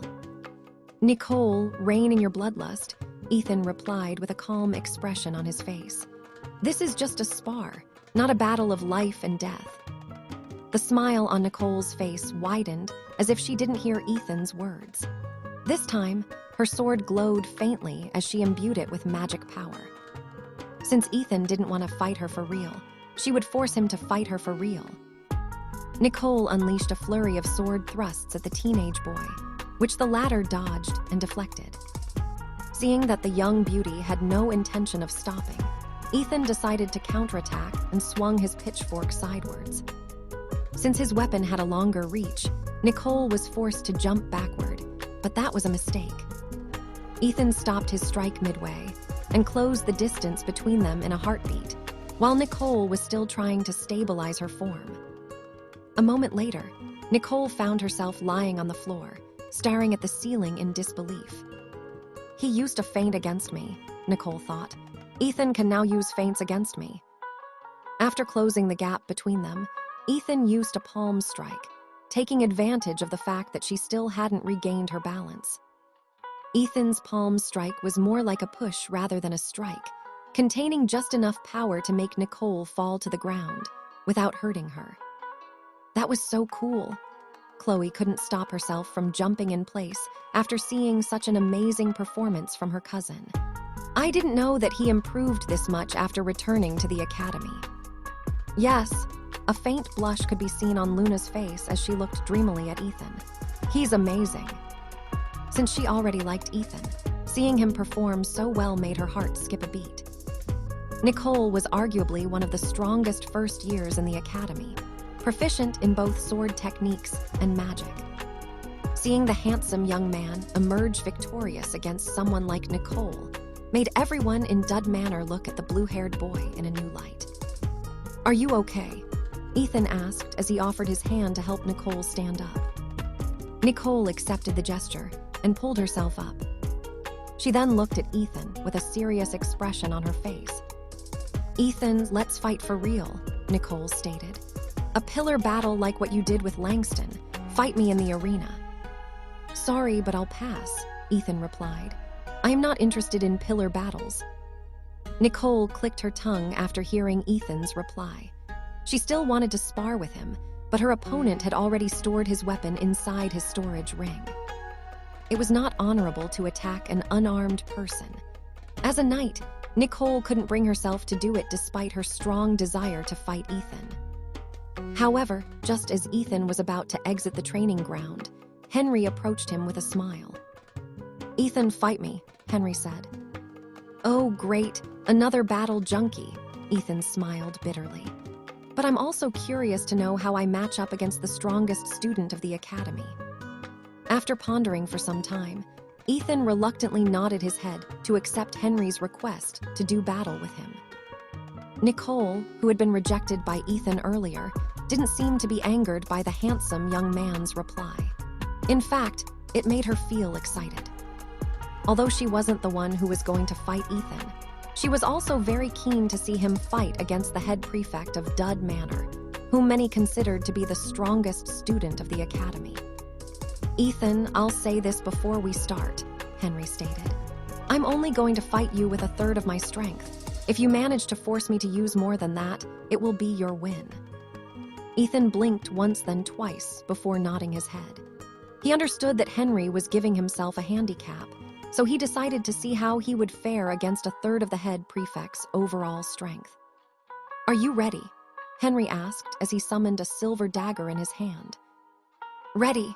The molding ball in Ethan's hand transformed into a pitchfork. The two combatants stared at each other for nearly half a minute before Henry threw his dagger toward the young man. A moment later, he blinked at the location of the dagger and unleashed a kick toward Ethan's shoulder. Ethan's sixth sense told him that this was no ordinary kick, so he hurriedly used the handle of his weapon to block the attack. He succeeded in doing so, however. What happened next caught him by surprise. The force behind Henry's kick was so strong that the handsome young man was almost sent flying by his first strike. Fortunately, Ethan was able to hold his ground, but he still skidded several meters away from where he stood. "Strong," Ethan thought as he looked at his head prefect, who was smiling at him like a devil. He had fought many warriors and monsters throughout his stay in the lands of Alistair. But he had to admit that the person he was facing right now was one of the strongest fighters that he had faced after gaining the Tide Bringer's legacy. Nicole, who was paying close attention to Ethan, couldn't help but smile. The reason? The handsome young man was also smiling. "I knew it," Nicole thought. "Sir Henry must have felt it too. Ethan was holding back when we were sparring earlier." This fact irritated Nicole. Although she wasn't fighting with her full strength, she found it annoying that Ethan was actually not fighting at his full strength either. In the past, the handsome young man would always fight her with everything he had until he could no longer stand up. Now, Ethan was like a deep lake with calm waters. The only way to create ripples on the water's surface was for a strong gust of wind to blow, or to drop a stone within it in order to awaken the sleeping beast dwelling within. The single exchange between Ethan and Henry proved the difference in strength between them. At least, that was what people thought on the surface. Laymen only saw Ethan getting pushed back, but warriors like Nicole saw something different. "Things are about to get a little bit serious," Nicole mused. Now, Ethan, show me what you are really capable of doing." The pitchfork in Ethan's hand shrank and returned to its original state, which was a molding ball.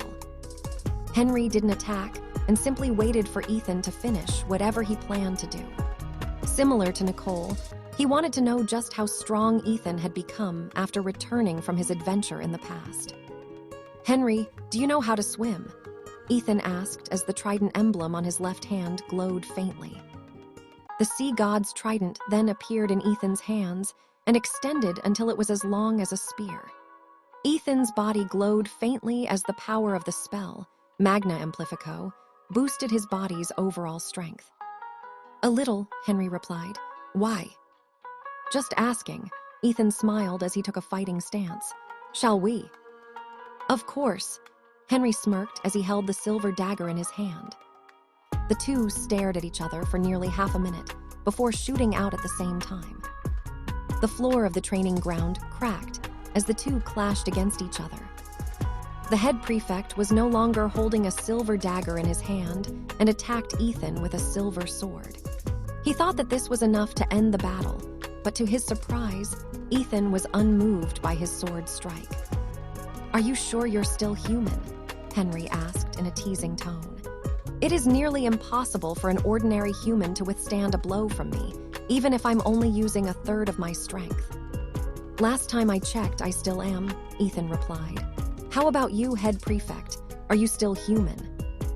"Nice joke, Ethan." "I know, right?" The two were smiling at each other, but behind this smile, both of them were genuinely surprised by their discovery. The head prefect is a half-blood. Ethan is a half-blood.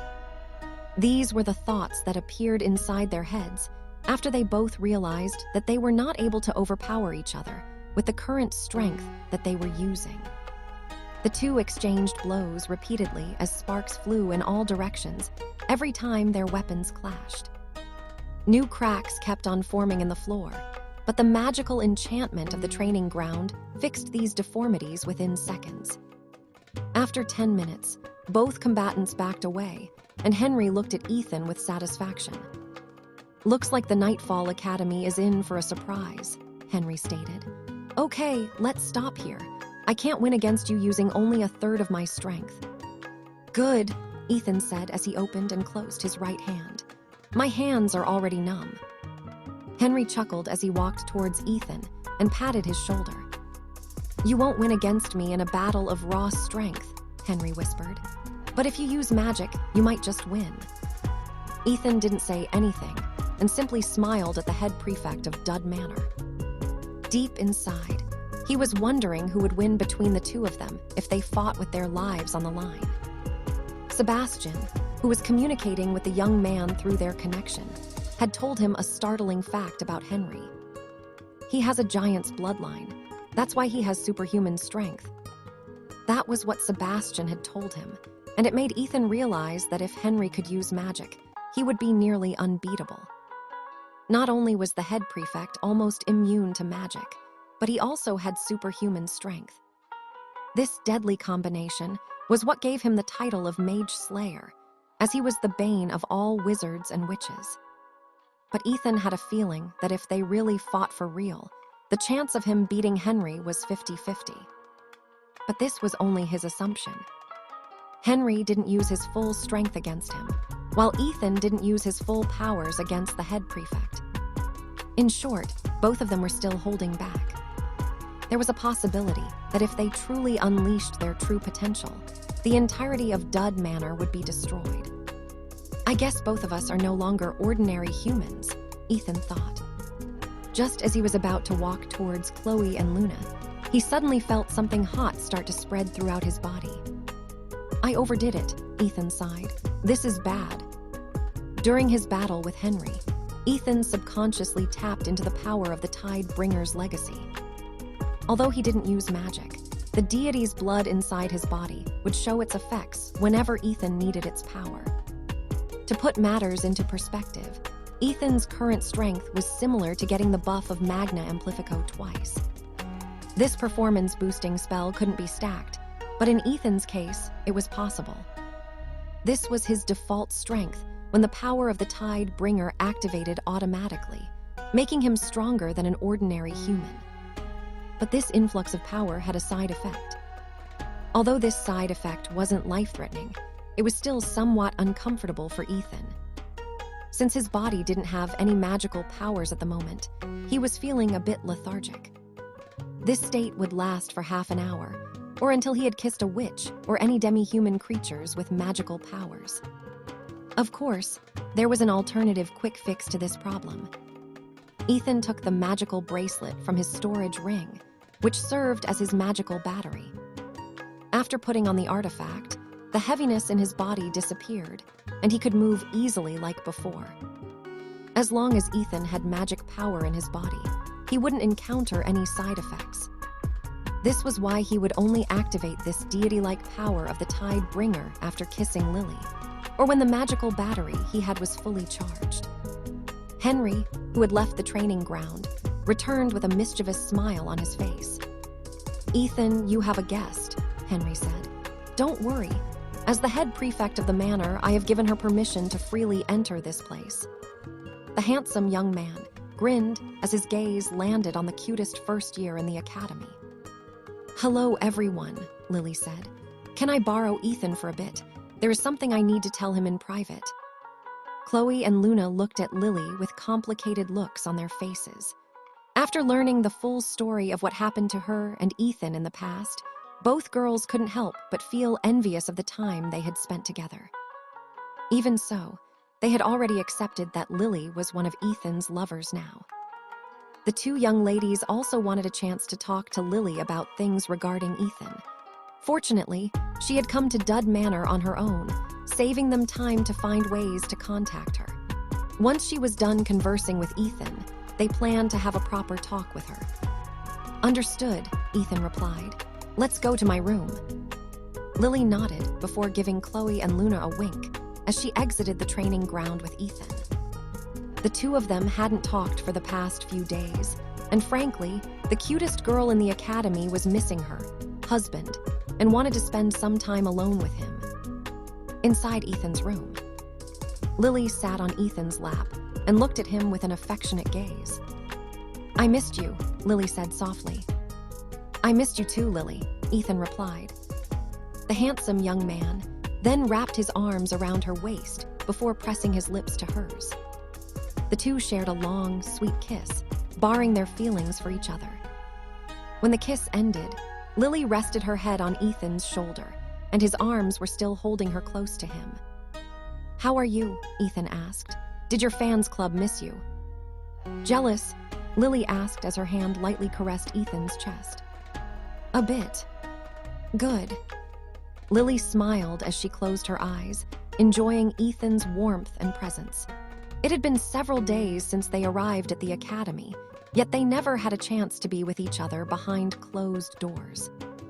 My entire manor already knows the story about how we traveled to the past, Lily explained. Of course, I told them that we were just two people swept up by the series of events that happened in the lands of Alastair.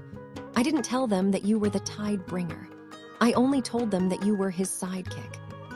A giggle escaped Lily's lips, which made Ethan shake his head helplessly. Also, they kept on pestering me about what our relationship is, Lily added. Have you heard the rumors that are spreading as of late? They've turned it into an epic love story between us who overcame all odds just to be together and return to the present. Well, they're not wrong, just misinformed, Ethan replied. About our relationship, what did you tell them? I'll tell you if you kiss me again. You're acting spoiled. Spoil me.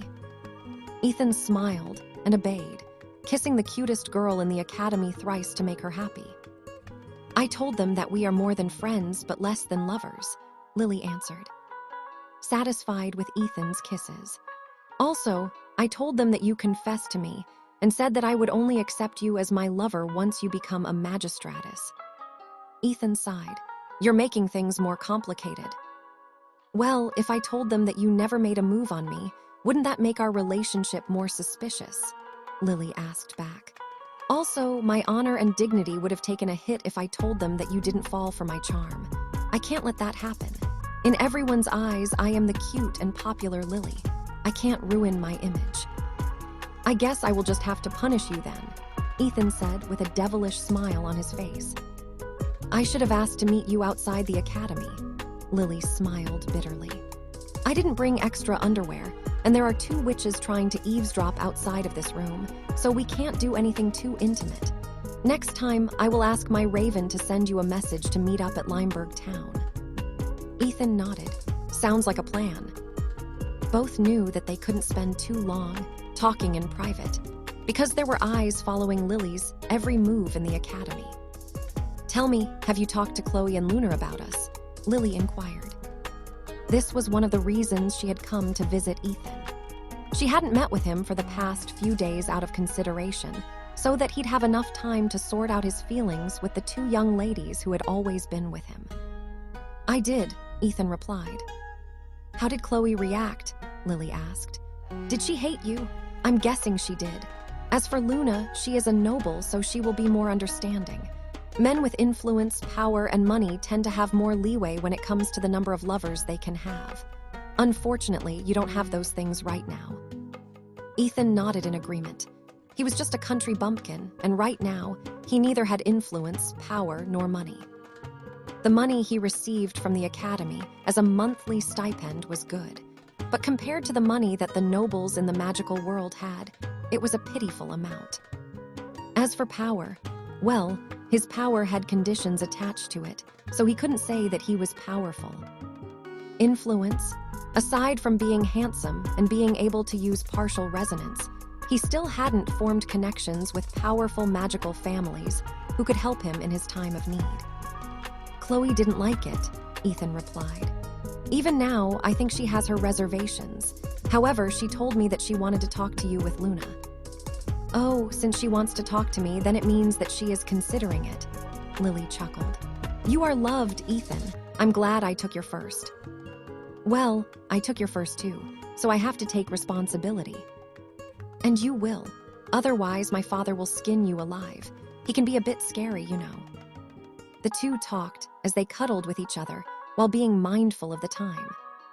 Several minutes later, Lily told Ethan her second reason for visiting him in the Dud Manor. Before I came here, I had a meeting with the headmaster in his office, Lily stated. Kurt was with me, and he told us about the student exchange program of Nightfall Academy. Since he plans to send 2 pillars, he wanted to ask us if we are interested in going. Ethan, although I wish to go, I can't. My family will not allow me to challenge a legacy gate right after leaving a nexus.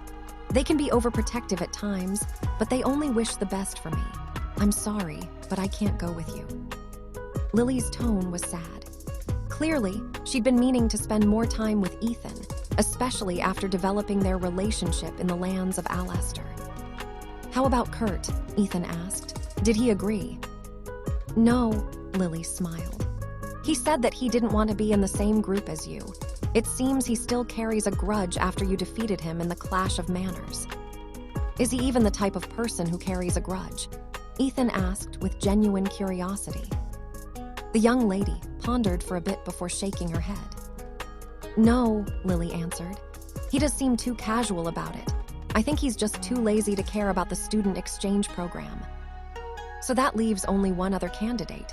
Ethan smiled. Lily hummed. Nicole, knowing her, she will jump at this opportunity. That girl is a battle junkie.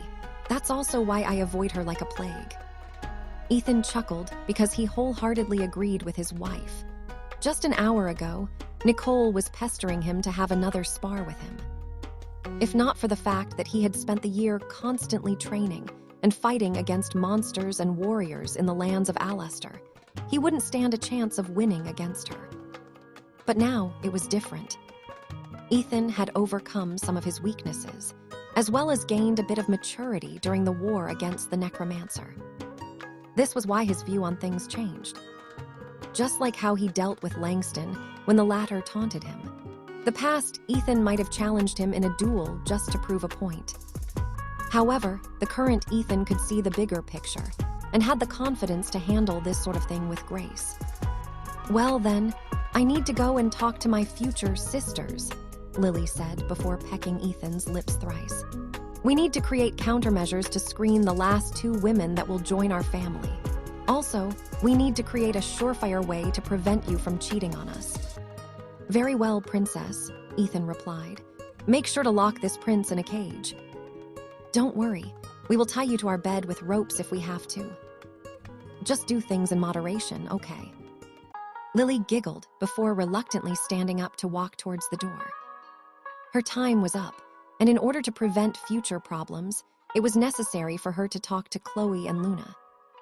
She needed to make sure that these 2 young ladies, who supported Ethan, would not leave the side of the man she loved.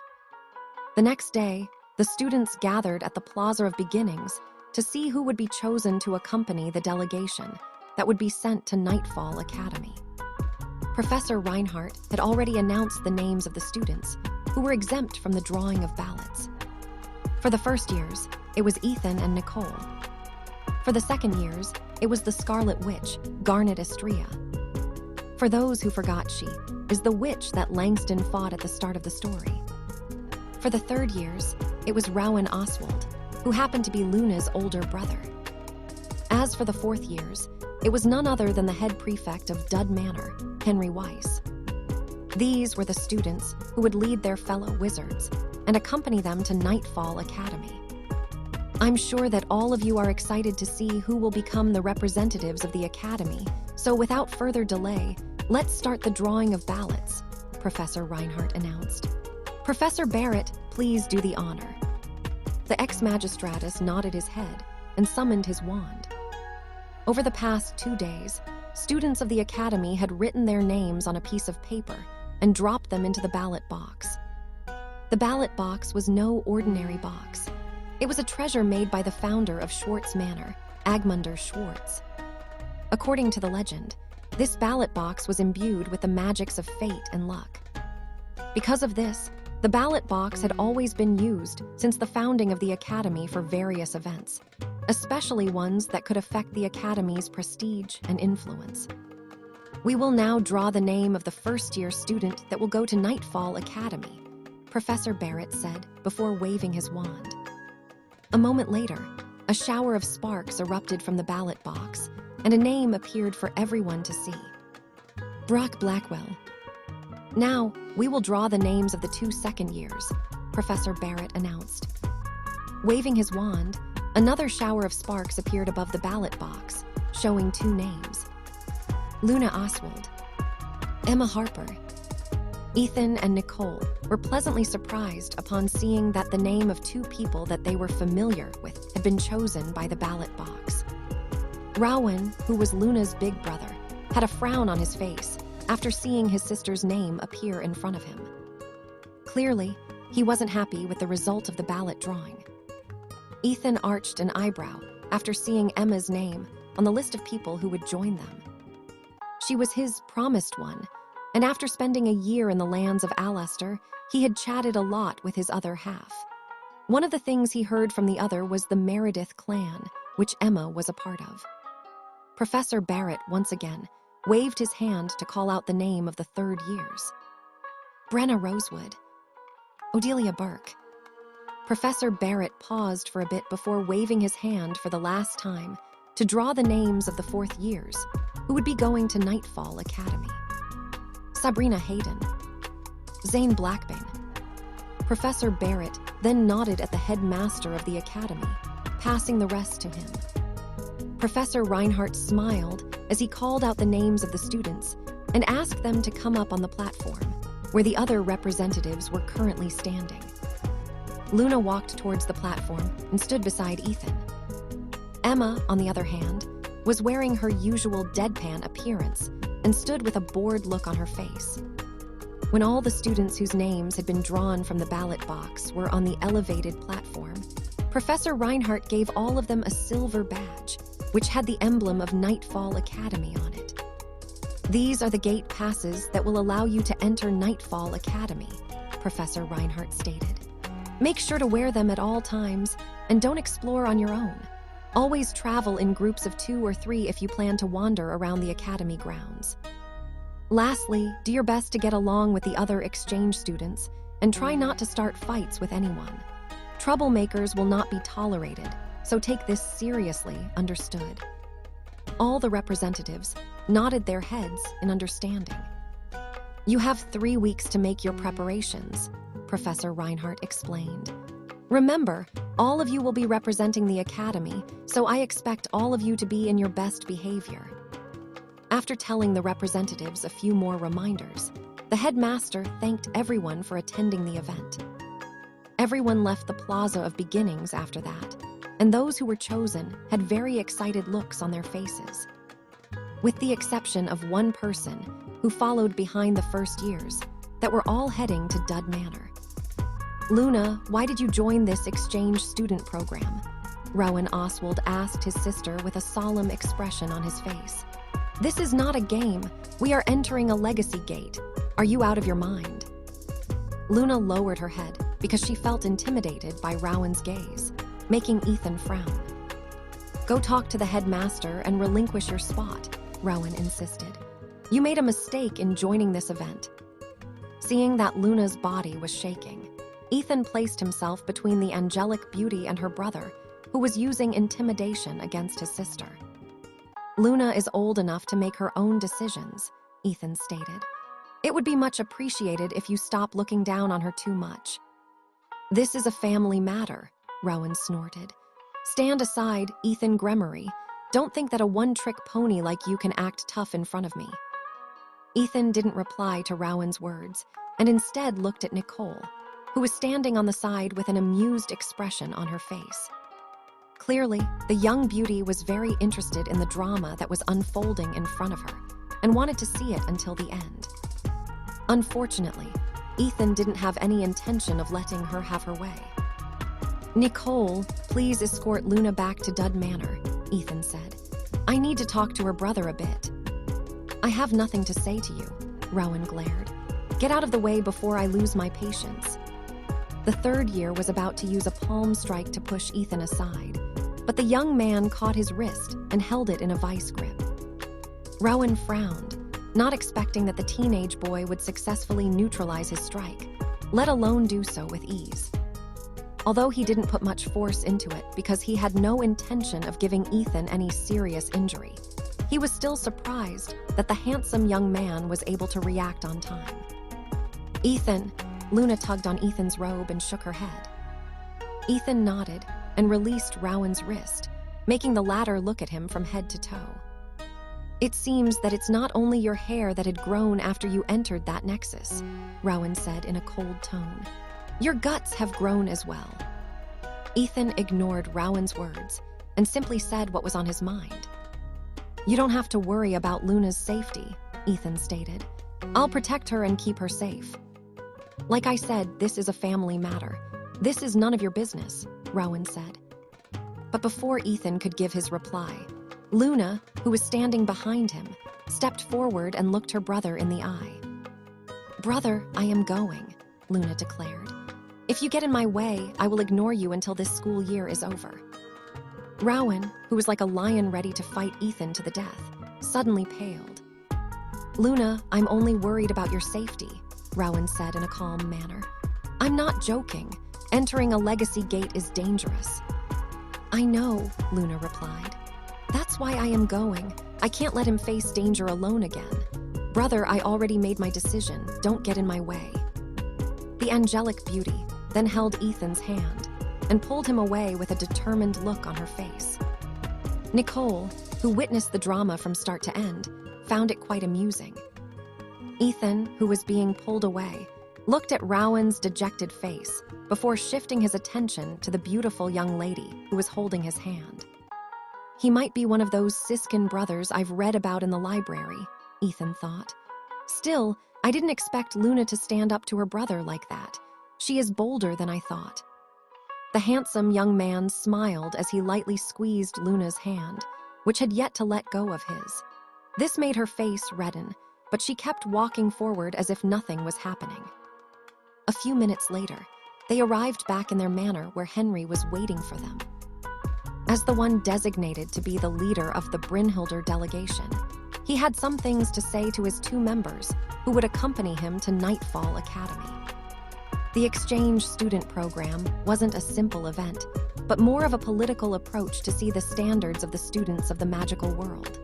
Since Brynhilder Academy was the most prestigious academy in Eastshire, they had to make sure to make an impression to the people who were planning something from behind the shadows. The autumn break started, and most of the students in the academy had gone or would be going back to their hometowns to spend a week with their families. Of course, not everyone wanted to go home, deciding to stay inside the academy. Ethan naturally planned to return home to spend some time with his grandparents. To his surprise, Chloe told him that her parents would be staying with Ethan's grandparents for a week, making it a small family reunion. Because of this, Chloe would be going to the countryside together with Ethan. Ethan also invited Luna to accompany him on his trip back home. The reason why he did that was simple. Since he had already decided to be true to his feelings, it was about time to introduce Luna to his grandparents. Also, since Chloe's parents would be staying with them, he wanted to talk to them as well. Truth be told, Ethan felt a bit anxious because he couldn't guess how his grandparents and Chloe's parents would react. He had already braced himself to be slapped silly by his grandma's flip-flops for what he was about to tell them. Even so, he decided to push through with it. His time in the lands of Alester had taught him a lot. You would always regret the decisions that you didn't make. This was the painful lesson that he had learned the hard way. Ethan didn't want to have any regrets, so even if the odds were stacked against him, he would stay true to himself. But there was one more person who decided to accompany Ethan back home. Naturally, Ethan didn't invite this person, but on the day when they were leaving the academy, Emma appeared with her traveling bag. "My liege, as your protector, I need to be by your side," Emma said. "But I'm just going to visit my grandparents." Ethan blinked in confusion. "Accidents can happen," Emma countered. "Just like what happened on your escort mission. No matter how unlikely it is, the possibility still exists." Ethan couldn't find any counterargument to Emma's statement, so in the end, he agreed to let her come with them to the countryside. Chloe and Luna were surprised because they weren't aware that the assistant librarian had a very close relationship with Ethan. When Ethan and Lily entered the Nexus, it was Emma who assured them that he would return without fail. She even insisted that they shouldn't lose hope and that they should wait for his return. On the day that Ethan returned, it was also Emma who had informed them of his arrival. Although they didn't know how she was able to know about these things, the two had a better impression of her since then. "Ethan, why did she refer to you as my liege?" Chloe asked. "I'll tell you about it when we reach my house," Ethan replied. "This is not the place to talk about it."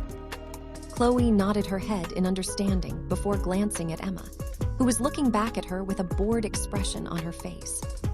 The handsome young man could only smile bitterly after seeing this scene, but there was nothing he could do about it. After boarding the train that would take them to the countryside, the four students headed to their compartment. Ethan, Chloe, and Luna sat together, while Emma sat across them. The assistant librarian spent most of the trip looking outside the window, occasionally sending sidelong glances to Chloe and Luna, who were resting their heads on Ethan's shoulder.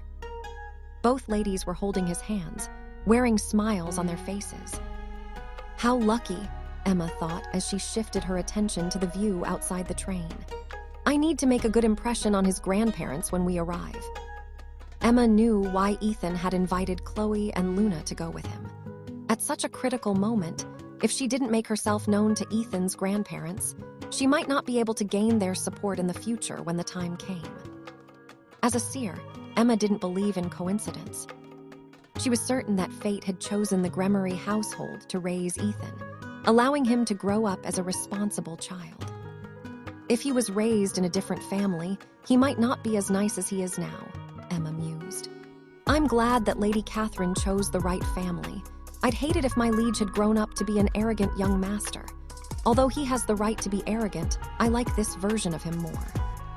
Just so you guys know, Lady Catherine is Ethan's mother. Emma was Ethan's promised one. Although the handsome young man still didn't fully understand the role that Emma would play in his life, the moment she discovered him, the wheels of fate had already started to turn. As to what that fate held for both of them, only time would tell. A few hours later, the four of them arrived at their destination. Their travel was smooth and uneventful. Ethan, you're finally here. Ethan's grandma, Agnes, waved at her grandson the moment she saw his figure at the exit of the train station. Grandma, Ethan hugged the old lady who had raised him with love and care. I missed you, Grandma. I missed you too, Agnes said before shifting her gaze to the young ladies, who had accompanied her grandson back home. She was already expecting Chloe, but when she saw that Ethan had brought two other girls with him, the smile on her face widened. Oh my, such beautiful ladies, Agnes chuckled. As expected of my grandson, you got all your good genes from me. Come, we prepared 2 carriages for your arrival. You can drop all your luggage in the second carriage and let your grandpa take care of it. Ethan glanced in the direction Agnes was looking and saw his grandpa, who was looking at him with a satisfied look on his face. Clearly, he was also very happy that his grandson was doing well in the academy and had even brought home a few ladies, whom he believed to have a close relationship with the latter.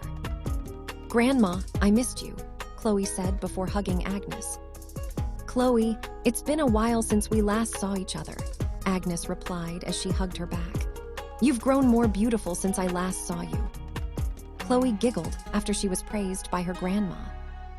She then introduced her best friend, Luna, to Agnes, and the old lady's gaze softened after seeing the angelic beauty call her grandma. "What a good child," Agnes said before looking at the third girl who was looking back at her with a smile.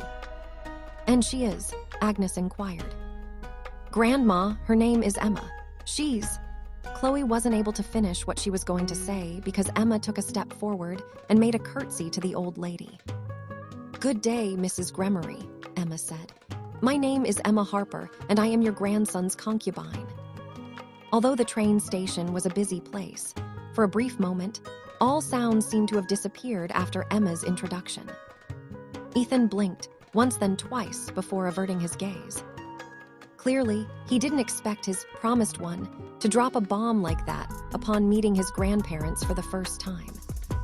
The trip back to Ethan's home made the handsome young man feel as if he was heading to war. Chloe and Luna were seated beside him, glaring at the third wheel, who was busy talking with Ethan's grandma. "The moment I saw you, Grandma, I immediately knew that you were the person that Ethan highly loved and respected," Emma said in a polite manner. "Your beautiful blue eyes, as well as your kind personality, are only a few of the things that Ethan inherited from your genes." "Oh, my Tilda, you have good eyes, young lady," Agnes chuckled. "For you to see my uncanny resemblance with my grandson, you are definitely a well-educated lady." "I am honored by your praises, Grandma," Emma smiled sweetly. "How many great-grandchildren do you want? Personally, I want to have 3 children." "3 children is good. The family will be lively with so many kids." "I'm happy that we are on the same page, Grandma." At that moment, Ethan's body stiffened. It was not because he was affected by the words that Emma had said. Rather, it was because Chloe was affected by the former's words and pinched his waist as a way to vent her frustration and dissatisfaction. "What's the meaning of this?" Chloe whispered. "Since when did you and Emma develop this close of a relationship? Is she the reason you always go to the library? You better come clean or else." "I didn't go to the library to get close to Emma," Ethan whispered back. "It's complicated. I'll tell you when we get back home." Luna, who had an exceptionally strong hearing, heard Chloe's and Ethan's exchange.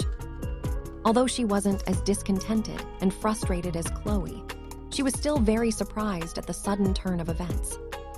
Just like her best friend, she didn't know that Emma and Ethan were this close. She had been around Ethan the most, so she knew that he hadn't had much interaction with Emma. This was why she was surprised that the assistant librarian had introduced herself as the handsome young man's concubine. Still, why did she introduce herself as a concubine? Luna thought. It was as if she was sure that she would get this position from the start. Luna was born as a noble, so she was aware that some nobles had many wives, while some also had concubines. The status of a wife and a concubine was very different from each other. The wife had complete control of the household, while the concubine's main purpose was to only serve as a bed warmer for their master. Their status would always be lower than the wives', so Chloe didn't understand why Emma had introduced herself as such. Is she perhaps one of the girls in the academy who is hopping to become Ethan's lover? Luna thought. There were many students in the academy who were now actively pursuing Ethan since he had managed to return to the academy. Some of them sent him love letters, while some sent him invitations to visit their families during the autumn break. Clearly, they were all aiming to make him part of their household in the hopes that he would become someone great in the future. This would increase their influence, rank, as well as pave the way for their family's lineage. There was also hope that he would strengthen their bloodlines. Almost all magical families are the same. always striving to recruit powerful wizards and witches through marriage. This was why the magical academies were the perfect place to scout for future sons and daughters-in-laws. The angelic beauty looked at the lively and charming young lady, who was talking to Ethan's grandma as if they were old friends who hadn't seen each other for a long time. This was completely different from Emma's usual character, who was standoffish and always had a bored expression on her face. An hour later, they finally arrived at their destination. Chloe's parents had informed her in advance that they would be arriving a day late. Fortunately, Luna was with her, and the two of them shared a room. Ethan's old home was now renovated, thanks to the gold that he had sent back home. There were now several guest rooms that they could use during their stay. I knew she was in trouble the moment she insisted on joining us on this trip, Chloe huffed as she sat on her bed. That Emma, what a sly fox she is. Ethan better come clean or else. The young lady was still not on board with the idea of Ethan having 5 wives. However, after talking with Lily and learning the true story of her relationship with Ethan, she grudgingly accepted it. However, she wasn't expecting another girl to suddenly appear out of nowhere and declare herself to be Ethan's concubine.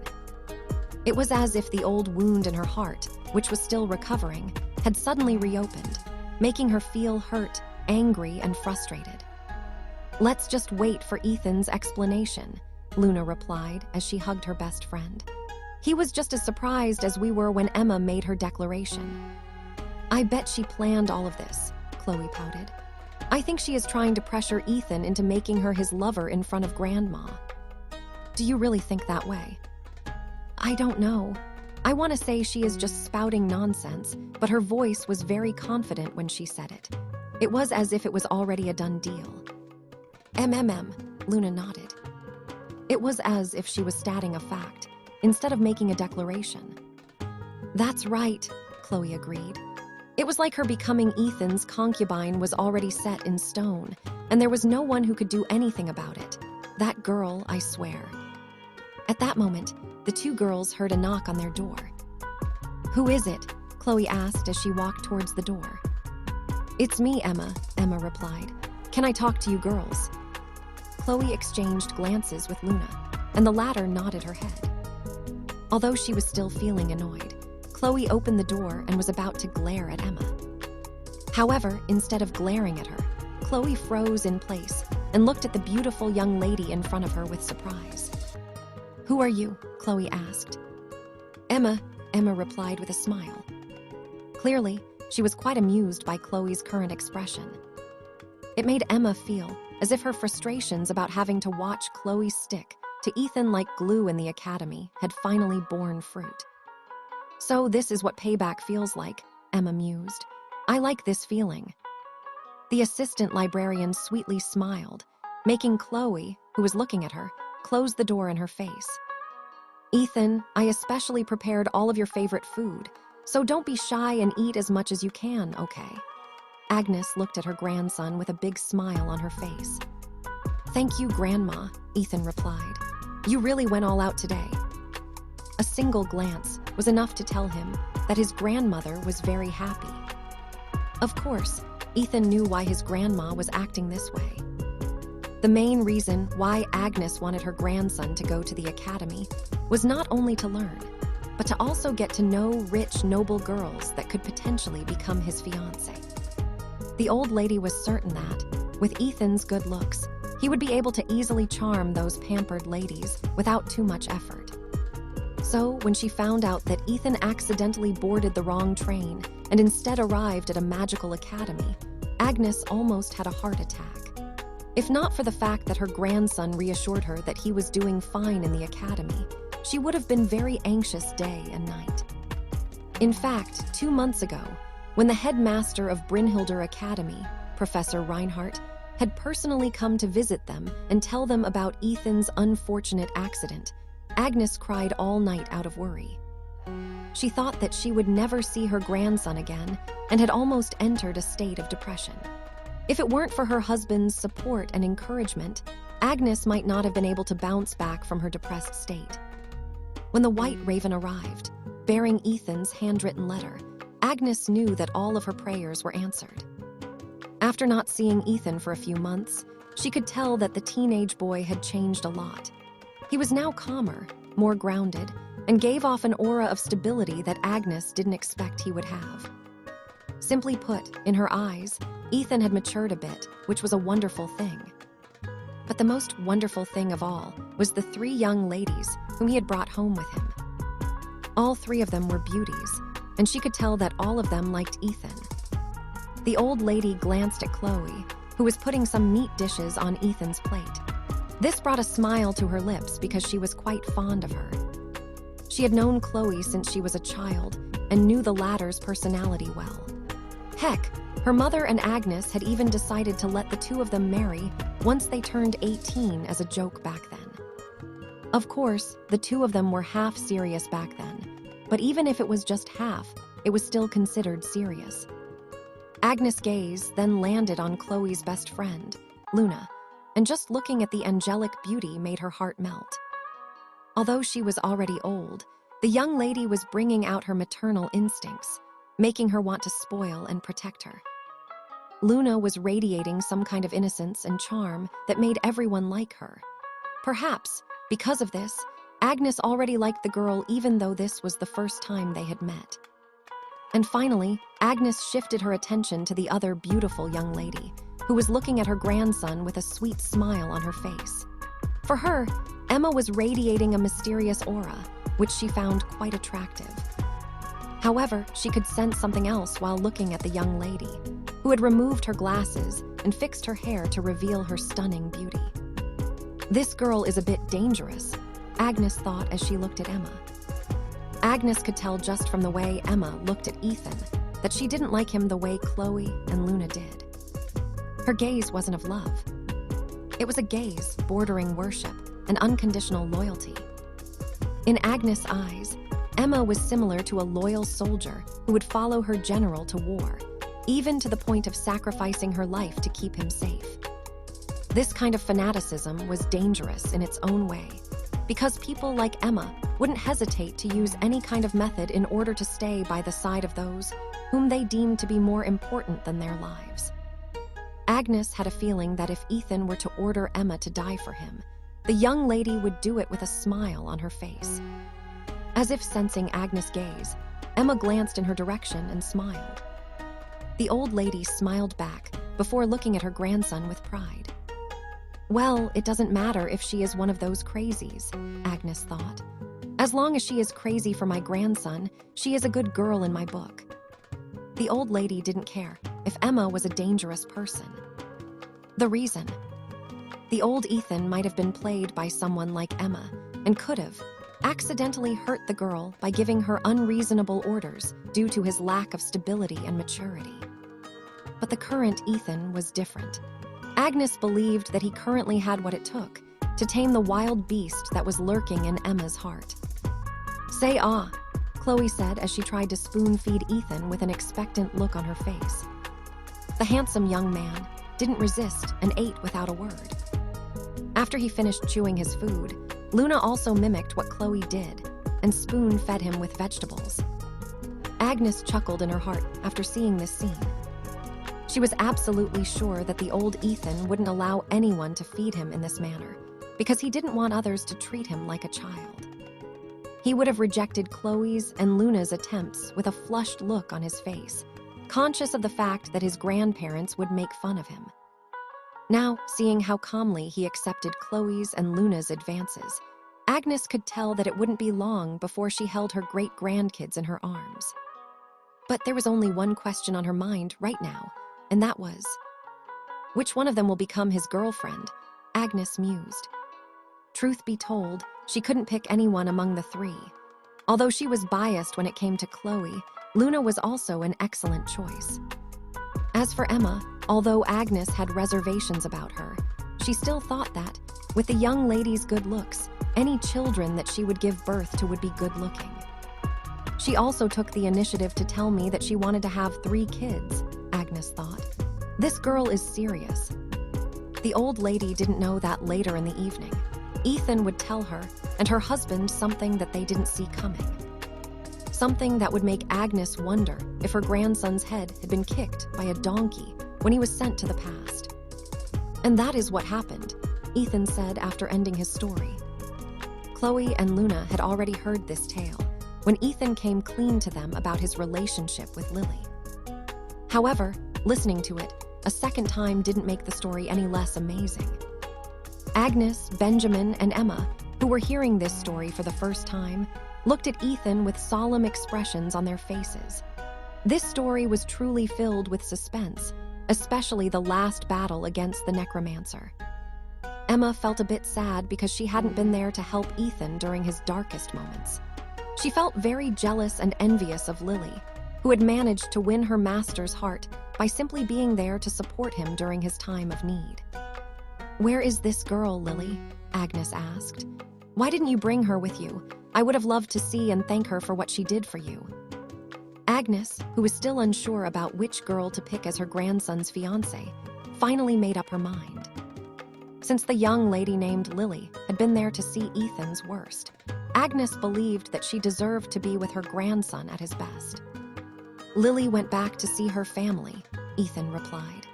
"She said that they were worried about her and that they wanted her to come home during the autumn break." Agnes nodded her head in understanding. When she received Ethan's letter, the first thing on her mind was to go to Brynhilder Academy to visit him. However, since non-students and staff needed special permission to enter the academy, she could only wait. Fortunately, Ethan already promised to visit them during the school break. Although she felt sorry for Chloe, Luna, and Emma, she had taught Ethan to be a responsible person, despite him being childish back then. "Grandma, there is something I want to tell you," Ethan said. However, before he could finish what he was going to say, Agnes raised her hand and smiled. "You wish to marry that girl, right? Don't worry, you have my support," Agnes stated.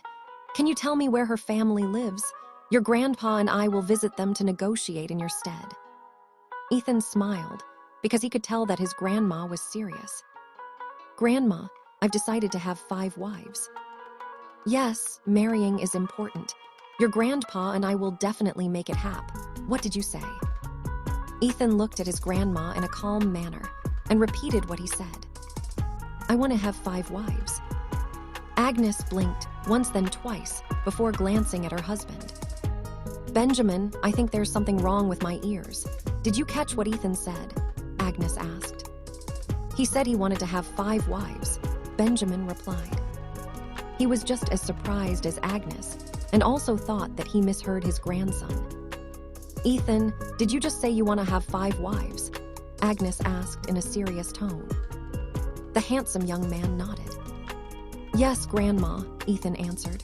"That is what I said." "Ha, Tilda," Agnes looked at her grandson in disbelief. "Are you serious?" "Very serious."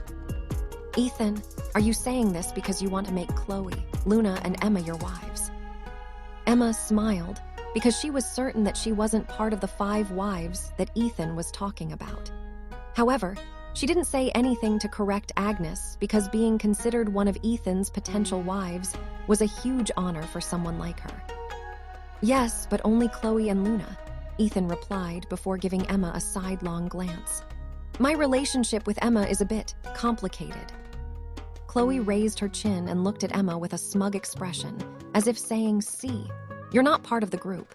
Stay away, you thieving cat." However, Emma wasn't fazed by Chloe's gesture. In fact, she even smiled and looked at Ethan's cousin as if she was looking at a squirrel with puffed-up cheeks. Luna, on the other hand, turned beet red as she lowered her face. When Ethan affirmed in front of his grandparents that he wanted her to become his future wife, she felt her heart skip a beat. Seeing how serious Ethan was, Agnes glanced at her husband as if asking him, "Dear, can I smack this silly boy silly with my flip-flops?"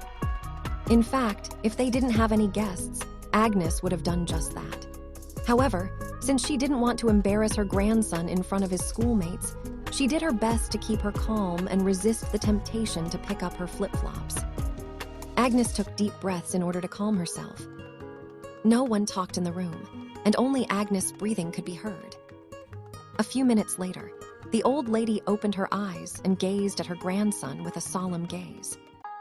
"Ethan, only nobles are able to do what you want to achieve," Agnes said in a calm manner. "Ordinary people like us do not have that luxury. Let's say that I agree with your decision. Do you honestly believe that you will be able to support such a large family? Do you think your monthly allowance in the academy is enough for that? You will only receive your pillar stipend till the end of this school year. When you become a second year, the academy will stop giving you freebies. You cannot support these ladies with words alone. Your grandfather was very handsome when he was a teenager, and there were many ladies who wanted to become his lover. However, he didn't choose to have many wives. Do you know why?" Ethan pondered for a bit before giving his answer. "Because he is not a noble," Ethan replied. "No sh*t, Sherlock," Agnes sneered. "It's because I beat him up in a pulp in front of those b*teachers and told them that I would do the same to them if they didn't leave him alone." Ethan looked at his grandpa, who was also looking back at him.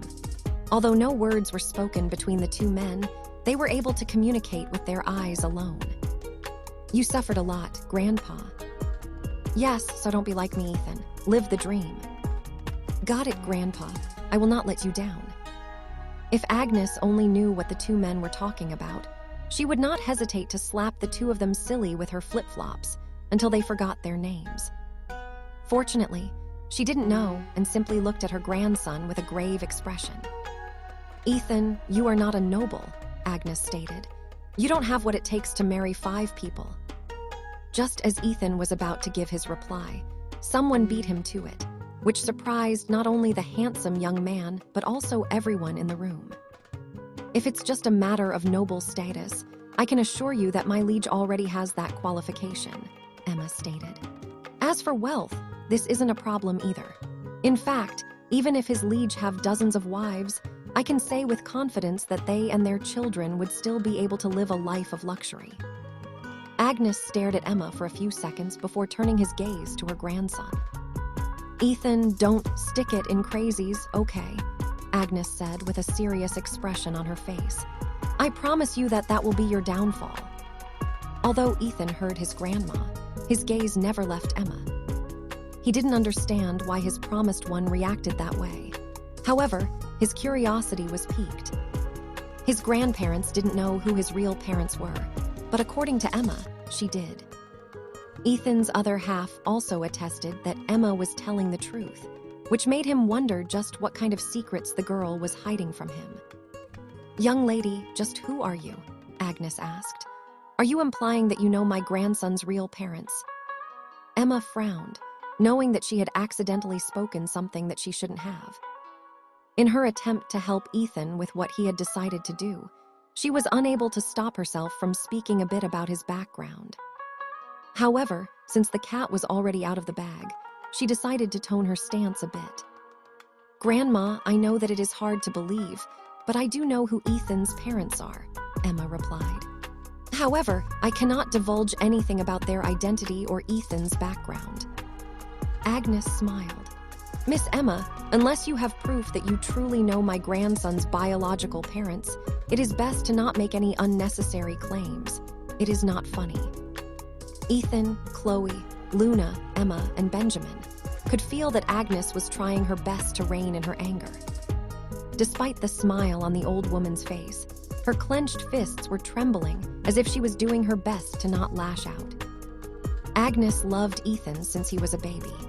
There were many nights when she felt like beating the crap out of the person who left the poor baby alone in the middle of the night on their farm. Although she was thankful that Ethan became part of their life, she believed that no one had the right to abandon a child in such a manner. "Grandma, please calm down," Ethan said as he stood up to hug his grandma from behind. "I know this is too much to digest right now, but I have reason to believe that Emma isn't lying." "You too, Ethan." Agnes looked at her grandson in disbelief. "Do you believe her nonsense?" Ethan nodded. "My relationship with Emma is a bit complicated. She is a daughter of the people who come from a clan who had been serving the descendants of the clan that my biological parents had come from." Agnes shifted her gaze to the young lady, who was looking back at her in a calm manner. "What is your relationship with my grandson?" Agnes asked. "Did you tell him who his real parents are? Also, don't you dare call me grandma if you lie to me. I hate liars." Emma closed her eyes and took a deep breath. Right now, there was an internal battle happening inside her head. One side was of duty, the other was to prove her loyalty to Ethan. Ethan wanted to say something to ease the tension, but his other half told him to not do anything. "I want to know how this girl will handle this mess," Ethan's other half said through their connection. "Depending on her answer, we will know if she is really a capable subordinate or not." "You treat her as if she's some kind of tool," Ethan replied in a displeased tone. "The Meredith clan lives and dies for the sake of our family's bloodline," Ethan's other half replied. "She is your promised one, but if she doesn't meet a certain standard, she can easily be replaced. Trust me, there will be many young ladies in the Meredith clan who will jump at the opportunity to become your future concubine. However, they have this one rule that states that only one member of their clan can serve a member of your family at any given time. So this means until she is replaced, you are stuck with her. Wouldn't it be nice to test if she is capable or not? I don't have a thing for useless retainers." Ethan didn't share his other half's opinion. He wasn't someone who treated others as tools and measured their value depending on whether they were useless or not. Even so, he still decided to not say anything and allowed Emma to diffuse the situation. Several minutes later, Emma opened her eyes and looked at Agnes with a solemn look on her beautiful face.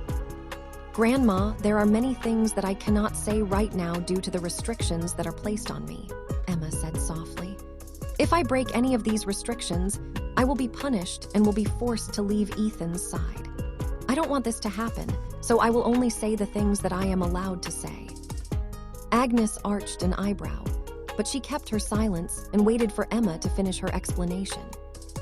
"The Gremory family is also a wizard family, so you should be aware of a few things about the wizarding world, right, Grandma?" Emma inquired. "I know a thing or two," Agnes replied. Emma nodded. "Ethan is my master and my liege lord. I am one of the many daughters of the Meredith clan who were sent to different places in Eastshire, Northshire, Southshire, and Westshire. Our goal is to find our master, and fortunately, my mother had chosen Brynhildr Academy as my base of operation. I am now a second year, which means that I have been in the academy for an entire year, waiting for his arrival. I was prepared to stay there until I graduated, just in case he appeared in the academy at a later time. I am very happy that I didn't have to wait that long to serve the young master." Emma looked at Ethan and smiled sweetly. "Since I was the first one to discover his whereabouts, I earned the title of his promised one. I stated before that my goal is to protect, guide, and stay by his side until he fulfills his destiny. As to what this destiny is, I am not aware. Even if I were, I am not allowed to share this with anyone, including him. The last bit of information that I can share with all of you is that Ethan's hometown is in Midgard, which translates in the old tongue as Middle Earth. Once he grows strong enough, I will guide him back to the place of his birth, where he will find the answers about his true identity and his background, which I and others are duty-bound to protect." Agnes listened silently until Emma was finished with her explanation. As someone who was born into a wizarding family, she wasn't entirely clueless about what Emma was trying to say. However, since she had an idea, it made her feel anxious. For Ethan to be abandoned by his parents, only one explanation came to her mind. "Then, answer this question, Emma," Agnes stated. "Is Ethan a member of a destroyed noble family?" Emma didn't answer and maintained her silence. Clearly, this was one of the restrictions that she was talking about earlier. All the daughters of the Meredith clan had powerful spells that were forcefully placed on their bodies. If any of them betrayed their clan and their liege or divulged its secrets to anyone who was not related to them, the spell would activate and kill these young ladies without mercy. "Grandma, I think that's enough," Ethan said as he lovingly hugged his grandma from behind. "Regardless of what happens, I will be going to Midgard to discover my true identity when the right time comes. For now, I want to enjoy this time together with you, so let's not talk about these annoying things.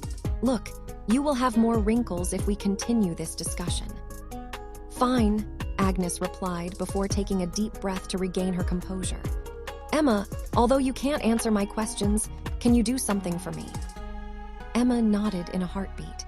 As long as it doesn't break my restrictions, I will do my best to accommodate your request, Grandma. Agnes smiled. Then, can you write a letter and make sure that Ethan's parents read it? I can try, Emma answered with a serious expression on her face. Good, I will keep things simple. You just need to tell them that the moment we meet, they better be ready to get slapped in the face, Agnes said. Can you do that? Emma was truly at a loss about the request that Agnes wanted from her. If she really sent this letter to her clan, she didn't know what kind of backlash she would receive from the blatant disrespect that came from the one who raised their young master. You don't have to do that, Grandma. Ethan rested her hand on Agnes' shoulder. I'll make sure that you will get the opportunity to meet my biological parents. You can deal with them personally when that happens. HMPH, Agnes scoffed, but she placed her hand over Ethan's hand that was resting on her shoulder. Remember this, Ethan. Even if your family and your home abandoned you, your grandpa and I had and always will be here for you. I know, Grandma, Ethan said as he kissed his grandma's cheek. You and Grandpa will always be my family.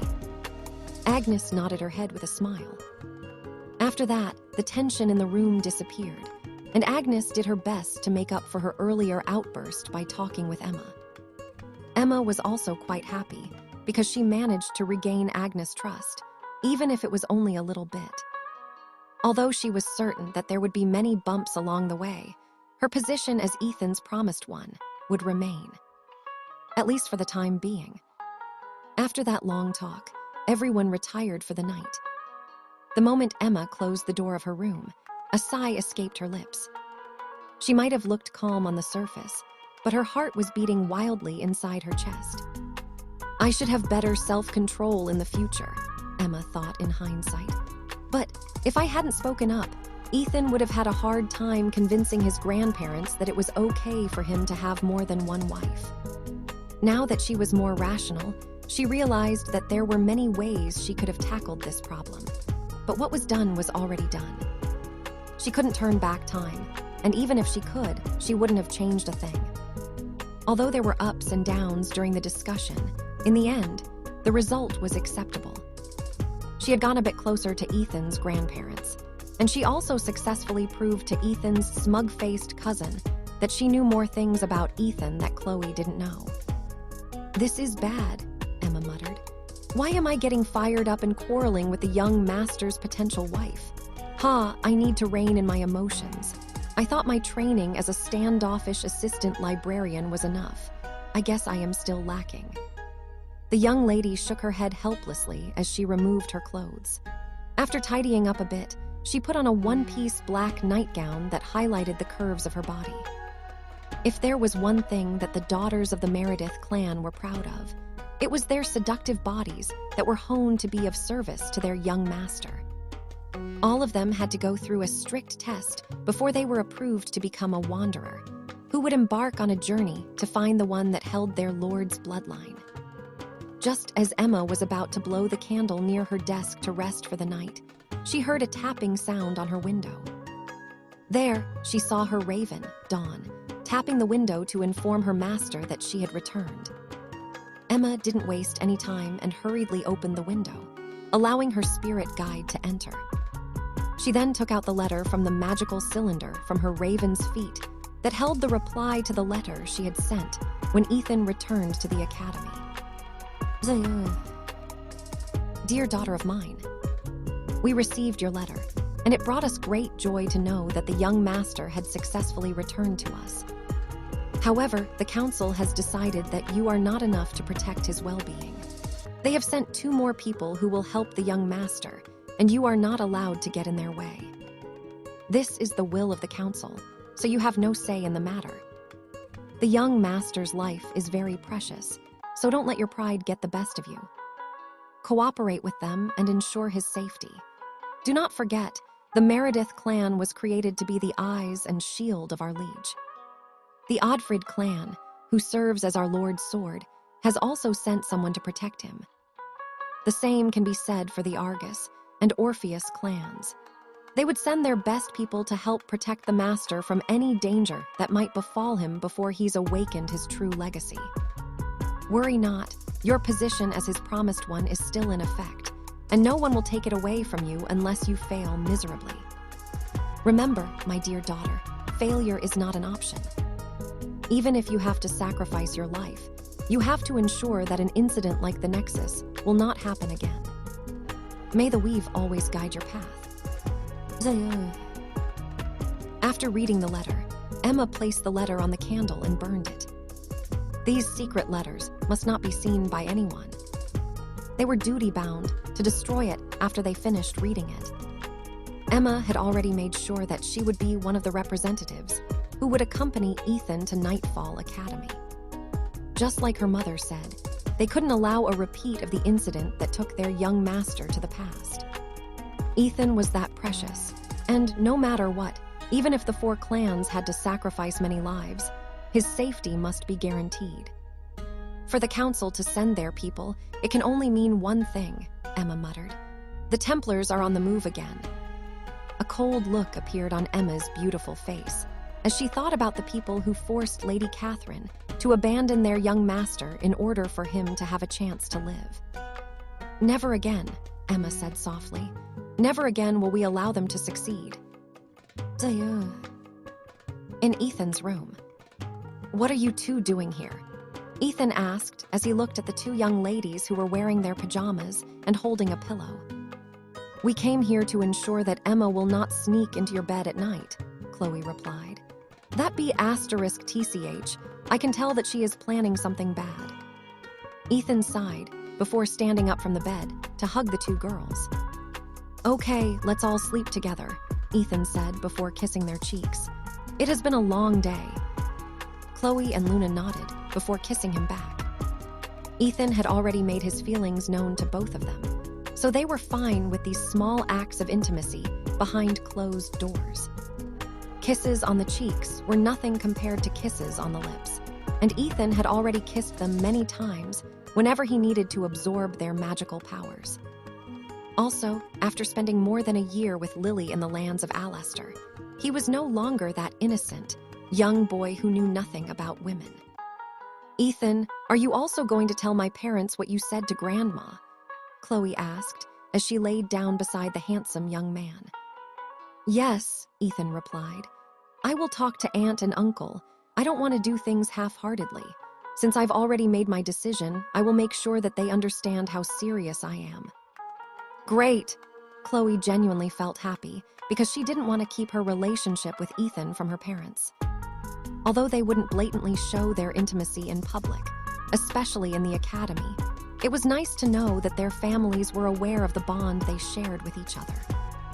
As for Luna's family, Ethan also planned to visit them, but he wouldn't do it right now. Luna's family was a noble family, and for him to even have a chance to convince them to agree to his relationship with their daughter, he must achieve something that they could recognize. Noble families usually intermarried with other noble families. This was to ensure that they would benefit from something, whether it be an alliance or strengthening business ties with each other. Ethan knew that now was not the right time to dig into his family's background. He needed to make a name for himself first. Although many noble households knew that he was able to use partial resonance, it was still not enough to make them use their daughters as pawns to entrap him. At the end of the day, he was still a dud, and his magic was faulty at best. At least, that was what the students in the academy, as well as all of the important people, knew. They weren't aware that Ethan had the blood of a deity running in his veins, who could command the storm and see to do his will. Holding the 2 ladies in his arms, Ethan closed his eyes. The future was uncertain, that much he knew. However, even with the unknown blocking his way, all he needed to do was carve his own path and grasp the happiness that he deserved. Agnes, Chloe, Luna and Emma were all in the kitchen preparing their lunch. The three girls asked the old lady if there was anything they could help with, and Agnes gratefully accepted their offer. "My good grandson has good taste," Agnes thought as she looked at the three beautiful girls who were helping her with cooking. Just a day ago, she was having a hard time choosing who among them was most suitable to become Ethan's girlfriend. But after hearing Ethan's declaration of his intention to have 5 wives, she no longer needed to choose. Since all of them were good girls, she would just accept the 3 of them. After all good things must belong to her family. Ethan, on the other hand, was with his grandfather, Benjamin. The two were in the fields. After getting money from Ethan, the 2 elders no longer needed to work on the farm. They had been able to hire people to help them do it. "Are you not planning to cut your hair?" Benjamin asked as he looked at his grandson, whose long hair reached down to his waist. "No, Grandpa," Ethan replied. "Why does it not look good on me?" Benjamin smiled. "Fortunately, you don't look feminine, so no one will mistake you for a girl. But I have to admit, your long hair is quite charismatic. No wonder those ladies like you very much." Ethan shook his head. "Grandpa, they liked me even when I still had short hair." "Right, they liked you because you had always been good-looking," Benjamin replied. "You got that gene from me. I was also quite a looker when I was young. Your grandma had to scare all the girls away so that she could keep me all to herself." Ethan chuckled after hearing his grandpa's words. Although they weren't blood-related, his grandma and grandpa often said that he inherited all of their good genes.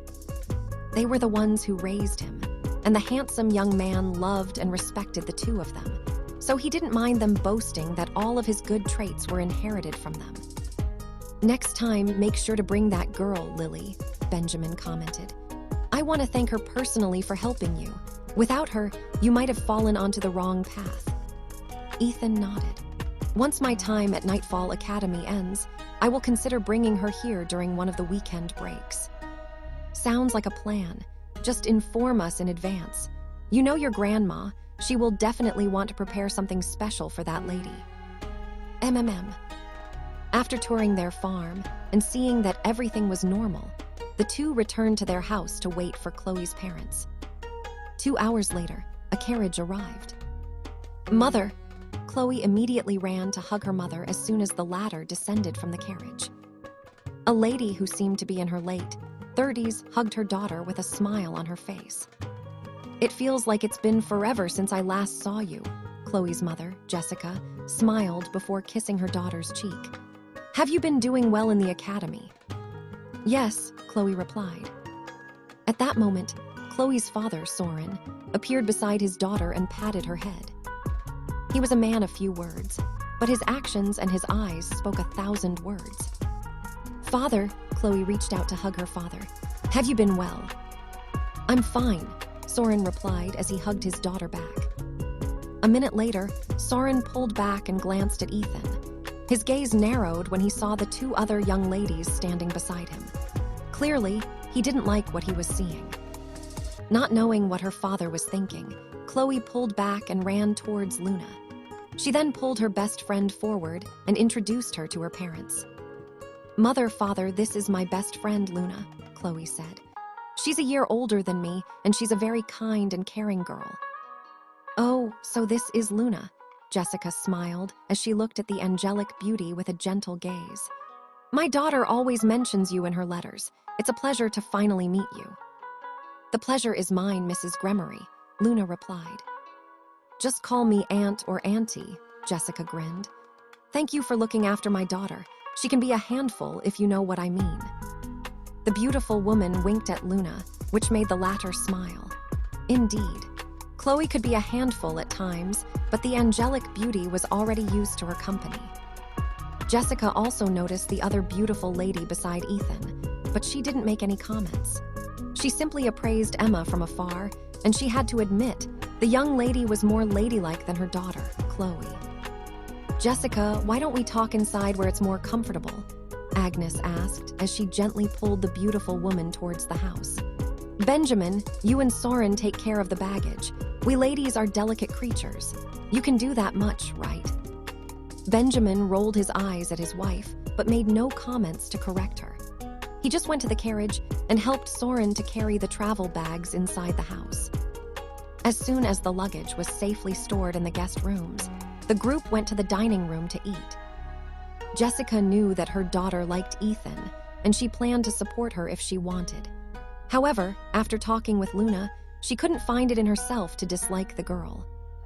The angelic beauty had this sort of charm that made anyone who looked at her view her favorably. Because of this, she decided to have a chat with her after their meal ended.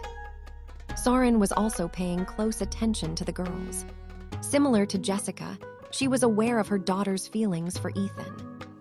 Truth be told, he didn't like Ethan.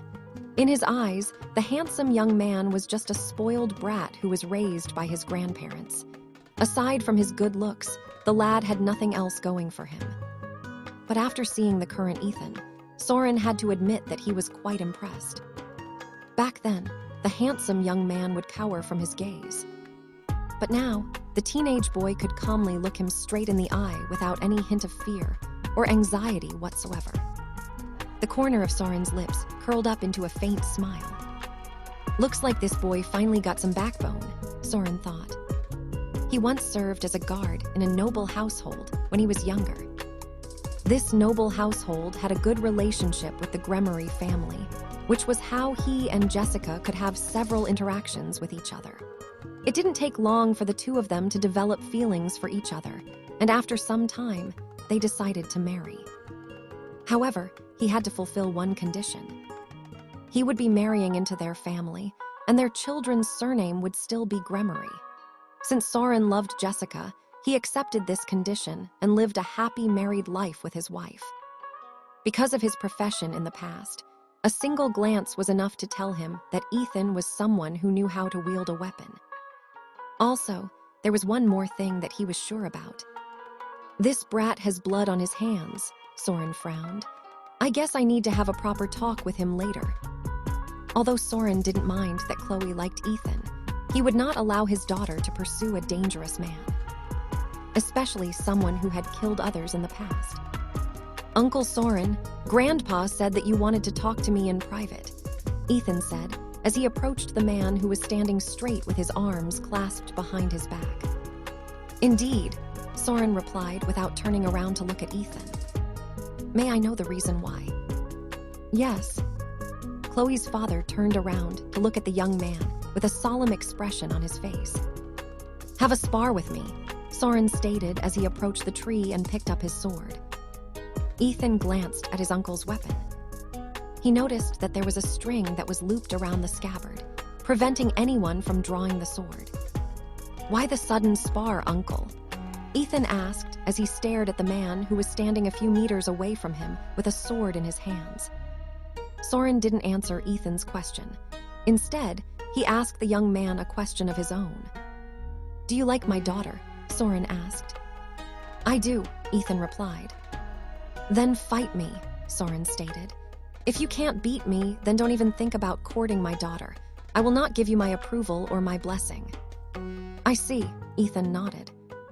The handsome young man then took out the molding ball from his storage ring. A few seconds later, the ball transformed into a wooden staff. Magic, Soren narrowed his eyes. I didn't know that you were a wizard, Ethan. You're only half right, Uncle, Ethan replied as he took a fighting stance. I'm a dud. Don't call yourself Dad. You still haven't married my daughter. Ethan was at a loss for words. However, before he could correct the other party, Soren had already charged and swung his sword towards Ethan's shoulder. Chloe's father was quite annoyed by the fact that Ethan had brought home two other girls aside from his daughter. He was a very perceptive man, so it was quite easy for him to tell that Luna and Emma liked Ethan. Although the young man didn't openly show his feelings for the two girls, he noticed that his gaze would soften whenever he looked at Luna. This was more than enough to let Soren know that Ethan liked other girls as well. Because of this, he planned to not only test how strong Ethan was, but to also teach him a lesson for two-timing his daughter. But before his sword could even hit Ethan's shoulder, the young man sidestepped to his right side, avoiding his sword strike. Soren was surprised because he initially expected that Ethan would block his sword strike. He had placed the full weight of his body on that attack because he wanted to overpower the boy. Ethan didn't take advantage of Soren's momentary surprise in order to launch an attack of his own. He simply distanced himself from his uncle and waited for him to recover. "Not bad," Soren commented. "Boy, I will not take it easy on you anymore. Are you ready?" "I am ready, uncle," Ethan replied. "Come." Chloe's father once again charged at Ethan with his sword held high. This time, he no longer underestimated the teenager and treated him like a bandit who had come to take something very important from him. Similar to what happened earlier, Ethan didn't block Soren's attacks. He simply dodged with minimal movement and allowed his uncle to unleash a flurry of strikes against him. Not far from them, Benjamin was watching their spar with an amused expression on his face. He was a farmer and not a fighter. Even so, he could tell that his grandson had the upper hand in the sparring match. Benjamin was one of the two people who had raised Ethan, so he couldn't help but feel smug after seeing his grandson's performance. Suddenly, he heard several footsteps, making him turn to see who was behind him. "So this is where they are," Jessica said as she looked at her husband and the handsome young man in the distance. For him to give Soren this much trouble, it seems that he has experienced a lot in the academy. "That he has," Chloe replied. "He has been through a lot." Jessica hummed before opening her folding fan and fanning herself. "Well, at least he knows how to protect himself. He has to be able to do at least that much to gain your father's approval." Chloe's cheeks reddened after hearing her mother's words. Truth be told, Jessica was also dissatisfied when she saw that there were two other ladies aside from their daughter at this little family reunion. "The boy sure has improved a lot." Agnes nodded her head in satisfaction. "If this goes on, he will defeat your husband without the need to land a blow on his body." "It's too early to say that," Jessica replied. "Although Soren has already retired from guard duty, he still trains his sword skills twice a week. Ethan will not be able to beat him that easily." "Of course, Ethan will beat him," Agnes smirked. "After all, he is my grandson." "Just where are you getting that confidence of yours, sister?" Jessica shook her head helplessly. "He inherited my genes. Do I need to say anything else?" "You adopted him, remember. He's not related to our family by blood." "Don't sweat the small stuff," Agnes shrugged. "Aren't you happy that he isn't related to us by blood? If he were blood related, it would not be possible for Chloe to be his wife." Chloe's face turned crimson, but there was a smile on her face. Getting the old lady's recognition was a very important thing because it affected her future. Jessica didn't have a comeback, so she decided to just observe the sparring match from where she stood. A few minutes later, she noticed that her husband was starting to pant heavily, while the handsome young man still looked composed. Aside from the few beads of sweat on Ethan's forehead, his breathing was still steady, which surprised Jessica. "Do you only know how to dodge?" Soren asked. "Is running all you can do?" Ethan smiled before taking a fighting stance. "It's my turn to attack, Uncle," Ethan stated. "Are you ready?" Soren steadied his breathing before taking a fighting stance. "Come." Both men took a step forward and clashed. A moment later, Soren found himself lying on the ground facing the sky. His weapon lay several meters away from him, and his chest was heaving up and down due to exhaustion. Ethan, on the other hand, stood a few meters away from him, with the butt of the staff resting on the ground. "It's my win, Uncle," Ethan said. "Do you want to fight another round?" The corner of Soren's lips twitched after hearing Ethan's challenge. Even though he could still fight, he was certain that no matter what he did, he wouldn't be able to land a blow on Ethan. Because of this, he accepted his loss with grace and shook his head. "It's your win," Soren replied. "This match is over." Ethan smiled and reached out his hand in order to help his uncle stand up. Soren reluctantly accepted Ethan's gesture and propped himself up from the ground. "We'll talk again later," Soren said. "I still have many things to ask you." Ethan could tell that his uncle wanted to ask him a few things. But since they had company, this wasn't the right time to talk about these things. Understood, Ethan nodded. Let's talk again later, uncle. Soren nodded before giving his wife a meaningful glance. A moment later, he walked toward the house. Ethan, on the other hand, walked toward the peanut gallery, where the others had watched the battle from a distance. When he was only a few meters away from him, Emma took a step forward and wiped Ethan's forehead with her handkerchief. This be *TCH, Chloe thought. She was already holding a handkerchief in her hand, but Emma still beat her to it.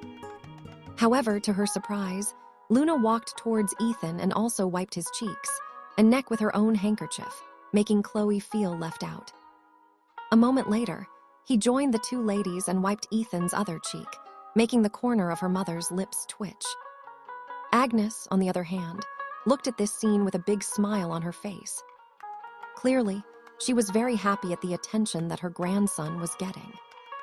Her husband, Benjamin, who was standing right beside her, smiled at his grandson.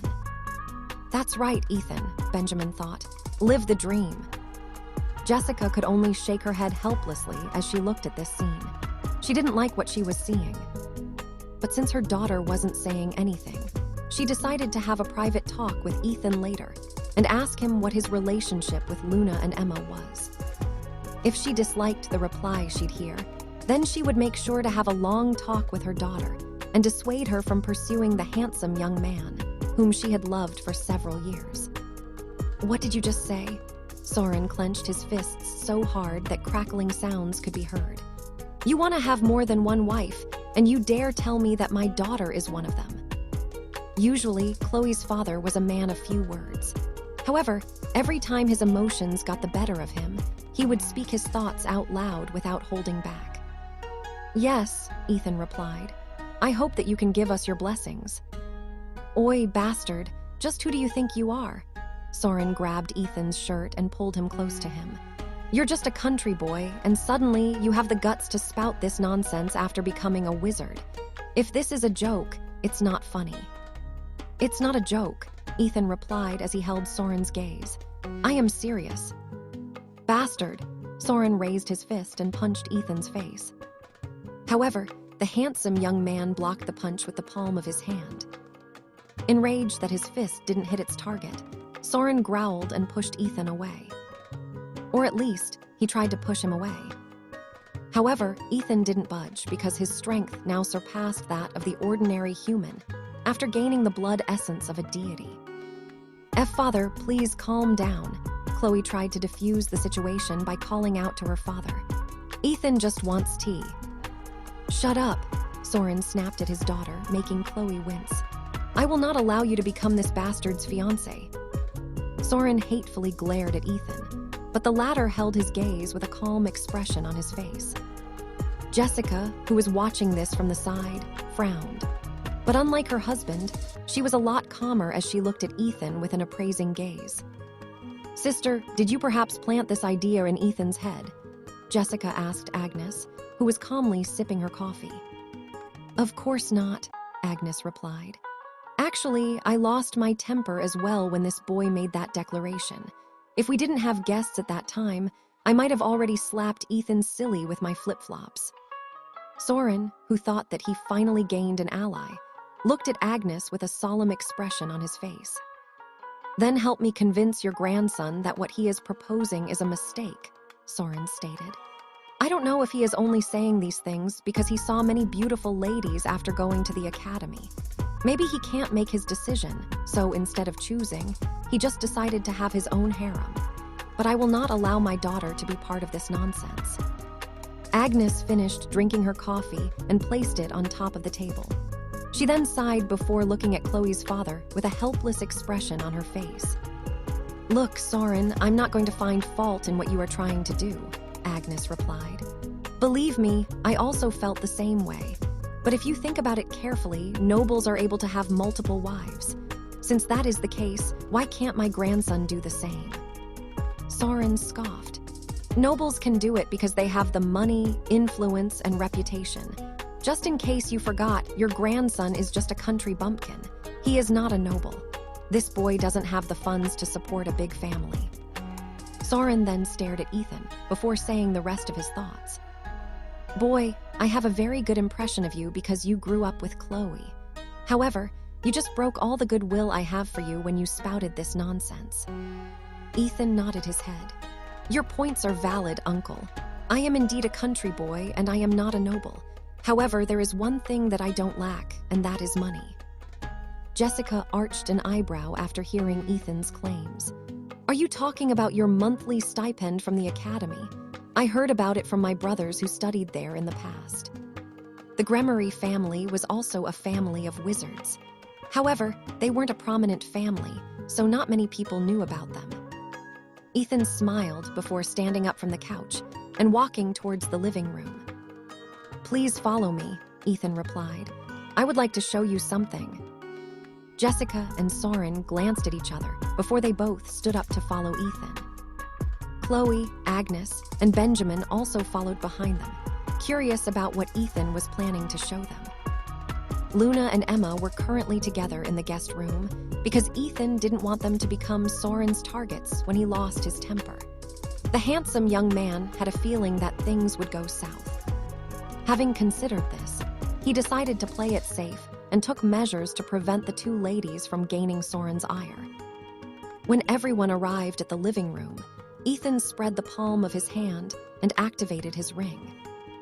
A moment later, countless gold coins fell from the palm of his hand, making tinkling sounds as they hit the floor. Agnes, Benjamin's, Chloe's, Soren's, and Jessica's eyes widened in shock as they looked at this unbelievable scene. The gold coins seemed endless as they nearly filled up half of the living room. But when everyone thought that Ethan was just going to drop gold coins, countless precious gems started falling on the floor, making Agnes' body shake in excitement. We're rich, Agnes stuttered. Even Benjamin was speechless because he didn't expect his grandson to have this much treasure. Even now, the number of gems that were falling from his hand seemed endless. A minute later, the gems stopped falling, and it was replaced by pearls of all sizes that rolled across the stack of treasures like marbles. Before Ethan left the lands of Alastair, he had taken the treasure of the necromancer, which the latter had gathered over hundreds of years.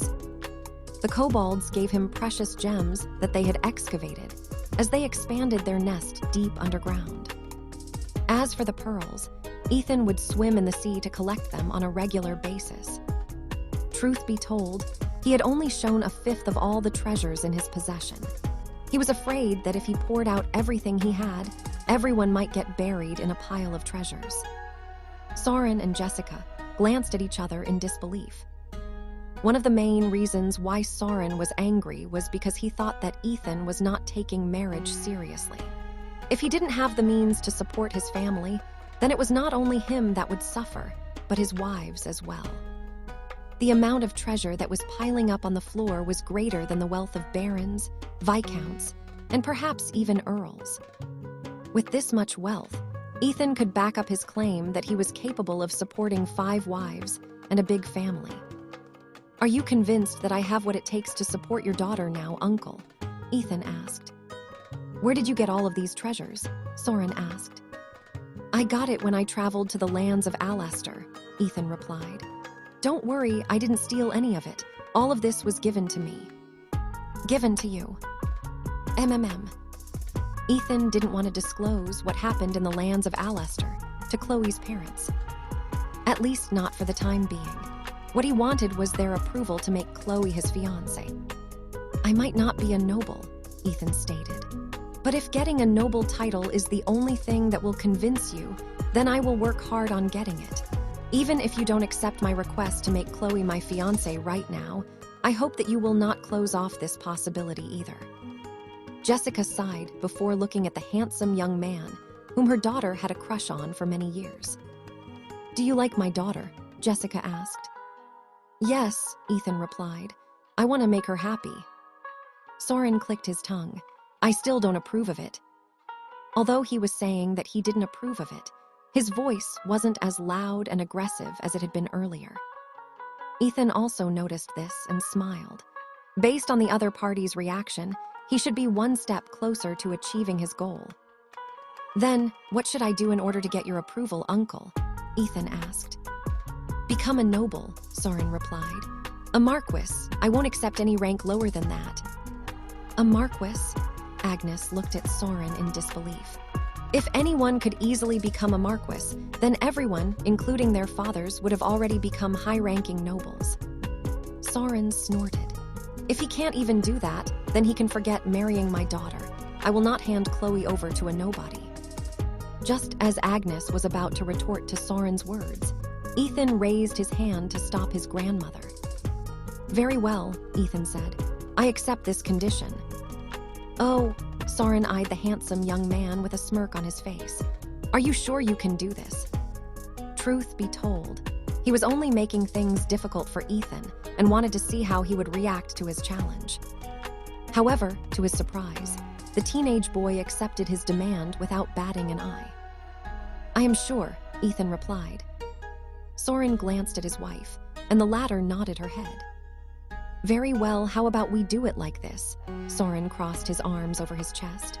5 years. Within 5 years, you must become a marquis. If you can't do that, then this deal is off, and Chloe will be free to look for another man to marry. How does that sound? I agree to this condition, uncle, Ethan replied in a heartbeat. But if I become a marquis before the deadline, you will give us your blessing. Sure, then we have a deal. Yes, we have a deal. Ethan waved his hand, and all the treasures that were lying on the floor all flew towards the ring in his hands, as if they were being sucked by it like a vacuum cleaner.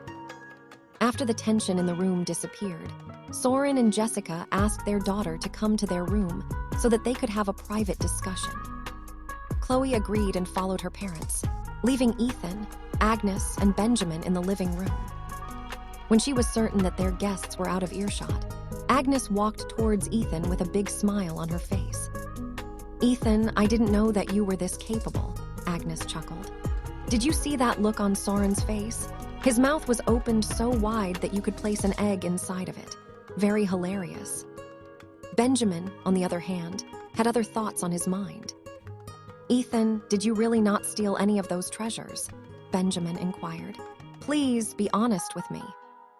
Ethan's grandfather was an upright person. Although he trusted that his grandson wouldn't do something against the law, he still wanted to confirm his doubts. Don't worry, Grandpa, Ethan answered. I didn't steal anything. Benjamin nodded and patted his grandson's shoulder. Ethan, make sure to not flaunt your wealth anywhere else, Benjamin advised. There are people that can easily be influenced by money, and if they know that you are in possession of such wealth, they will not hesitate to target you. Understood, Grandpa, Ethan smiled. I will keep this in mind.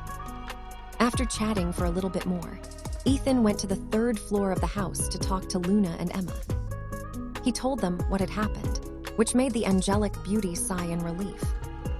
It's good that you were able to resolve things peacefully, Luna said with a smile. Yes, Ethan agreed. Just thinking that I will need to do the same with your family is already making me feel anxious. Your parents will not burn me to cinders with their magic if I ask for your hand in marriage, right? Luna averted her gaze because she couldn't make this promise. Her father was a baron, and he had 2 wives. Luna had 3 brothers, but she was the only girl in the family.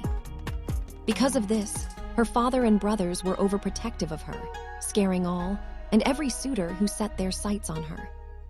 She had a feeling that the moment Ethan visited their barony, they'd already be wary of him.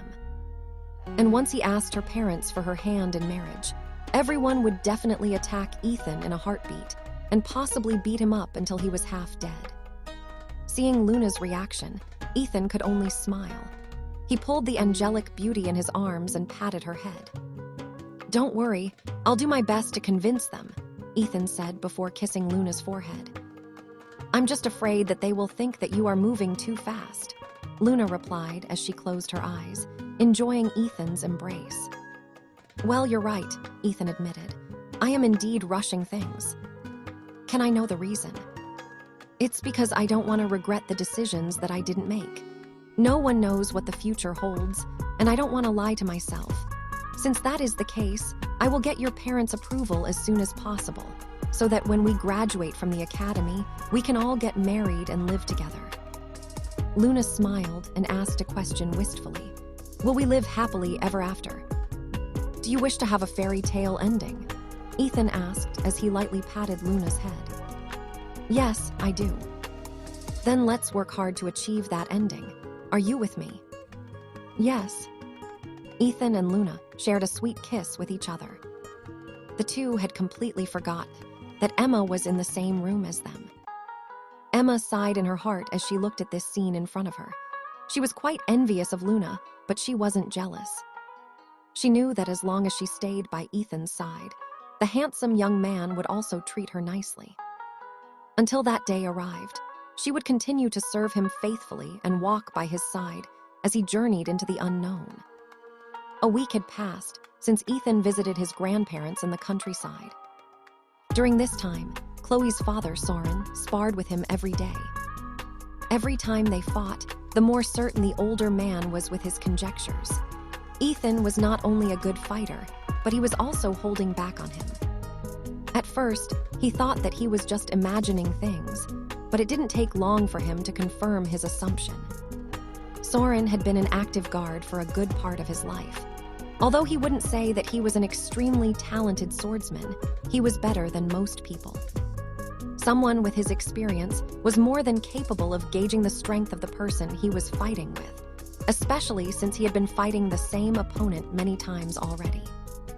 Ethan wasn't aware that he had impressed Chloe's father to a certain degree that the latter felt at ease, knowing that the handsome young man was capable of protecting his daughter. Soren understood that Brynhildr Magical Academy wasn't simple, and his daughter had to do missions from time to time. Some of these missions were dangerous, and truth be told, he was very worried about her. When he learned that Chloe and Ethan were part of a team that was referred to as duo, his worry decreased a lot, especially after knowing that Ethan was still holding back on him. "I concede," Soren said after Ethan managed to disarm him in their latest clash. He shook his head helplessly and picked up the sword on the ground before glancing at the handsome young man with a calm expression on his face. "Ethan, make sure to protect my daughter," Soren stated. "I will, Uncle," Ethan replied. "I won't let anyone bully her either." Soren gave Ethan a brief nod before going back to the house. Today was the day that they would return home, so this was the last time that he would be able to spar against Ethan. The young man watched his uncle go with a calm expression on his face. When he could no longer see Soren's figure, he felt something brush against his leg, making him look down. There, he saw a black cat who was busy rubbing its body on his leg while purring at the same time. The pitchfork in his hand disappeared, and he crouched down to pet the cat, which he had only seen for the first time since he arrived at their farm. To Ethan's surprise, the fur of the cat was very smooth and silky, making it feel very good to the touch. The cat purred happily and even laid down on the ground, allowing Ethan to pet it more. It seemed to be so satisfied with the way Ethan was treating it that its eyes closed, and its purring became louder. At that moment, Emma appeared to tell Ethan that lunch was ready. The young lady's gaze briefly landed on the black cat on the ground before shifting her attention to her master. "Lunch is ready, my liege," Emma said with a smile. "I helped cook the beef stew. I hope you enjoy it." Ethan nodded and played with the cat's ears one last time before reluctantly standing up. "Thank you, Emma," Ethan said. "Let's go." Emma bowed. "Yes, master." The two then returned to the house, leaving the cat behind. When they could no longer be seen, the cat ran towards the nearest tree overlooking the house and climbed up onto it. It settled on a tree branch and laid down. Its tail swung from side to side, and its feral eyes looked into the house with an amused expression on its face. "So that is Master," the black cat thought. "He is more gentle and handsome than I thought he would be. It's quite regrettable that I hadn't been the one to find him first."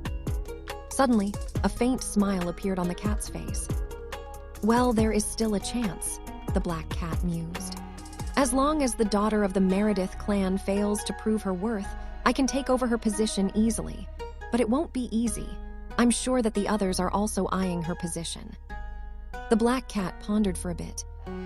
A moment later, it thought of a good idea that would allow it to be one step closer to its goal. You be careful in the academy, okay? Jessica hugged her daughter. Don't forget to write us letters on a regular basis. I will, Mother, Chloe replied. Jessica nodded and kissed her daughter's cheek. Don't do anything dangerous, Soren said before hugging his daughter. I'll do my best, Father, Chloe replied as she hugged her father tightly. Jessica and Soren then gave Ethan a brief nod, and the latter returned this gesture. There was an unwritten promise between them, and they trusted Ethan to take good care of their daughter while they were still in the academy. After saying their last goodbyes, the carriage, manned by Ethan's grandpa, Benjamin, departed and headed toward the station. You have good parents, Chloe, Luna said with a smile. Chloe nodded. Next time, it will be my turn to visit your place. I want to know what your parents are like as well. The smile on Luna's face widened as she nodded her head. She had already written several letters to her parents that mentioned her best friend, Chloe. They were very curious about her, and even asked Luna to bring Chloe with her when she came back home for a visit. The two young ladies then walked back to the house together, leaving Ethan and Emma behind. At that moment, the Black Cat walked up to the handsome young man and once again rubbed its body against his leg. Are you a stray? Ethan crouched down and patted the body of the cat. I think not. Your fur isn't dirty and you look very healthy. You must certainly have an owner.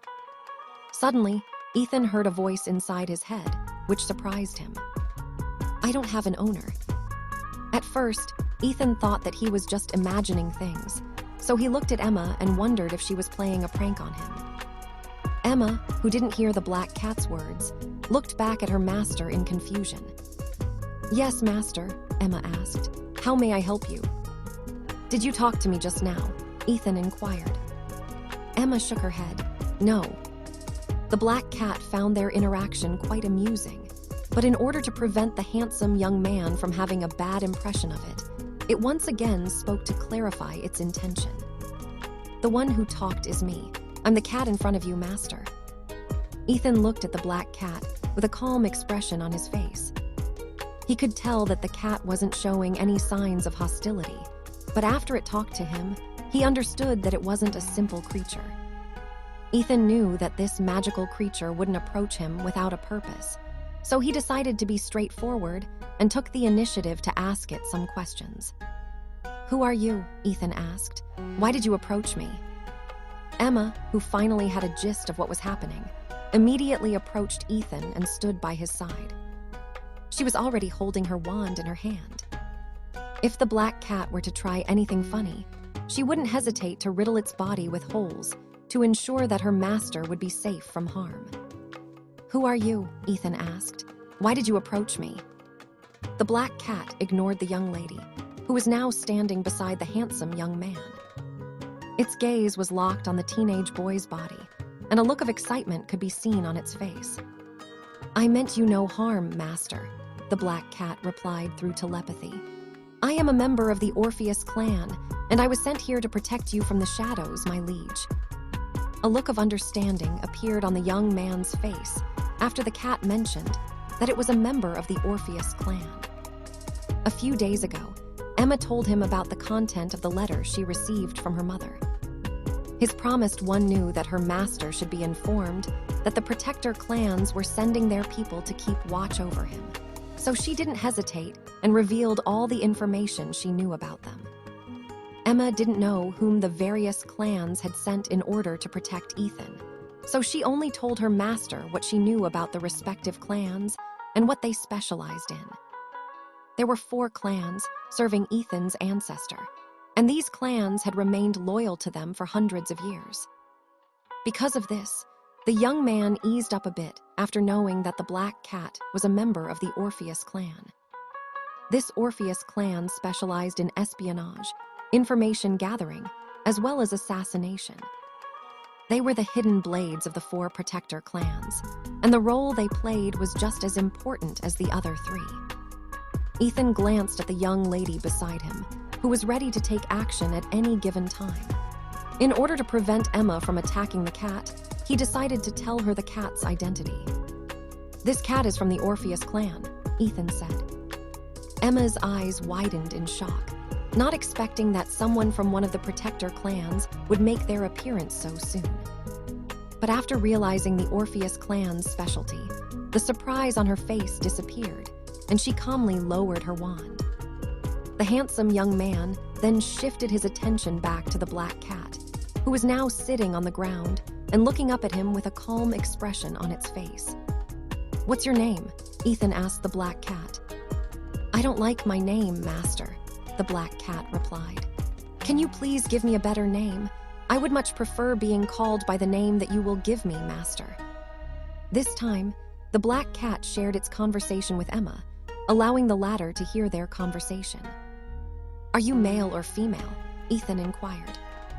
He didn't mind giving the black cat a name, but it would be easier to think of one after knowing its gender. "I am a girl, master," the black cat answered. "Please pick a good name for me." "This be *TCH. Emma was clearly annoyed after learning the cat's gender. It seems that the Orpheus clan is up to its old tricks again. As if understanding what was going on inside her mind, the black cat glanced in Emma's direction and smirked. Invisible sparks clashed between the cat and the young lady.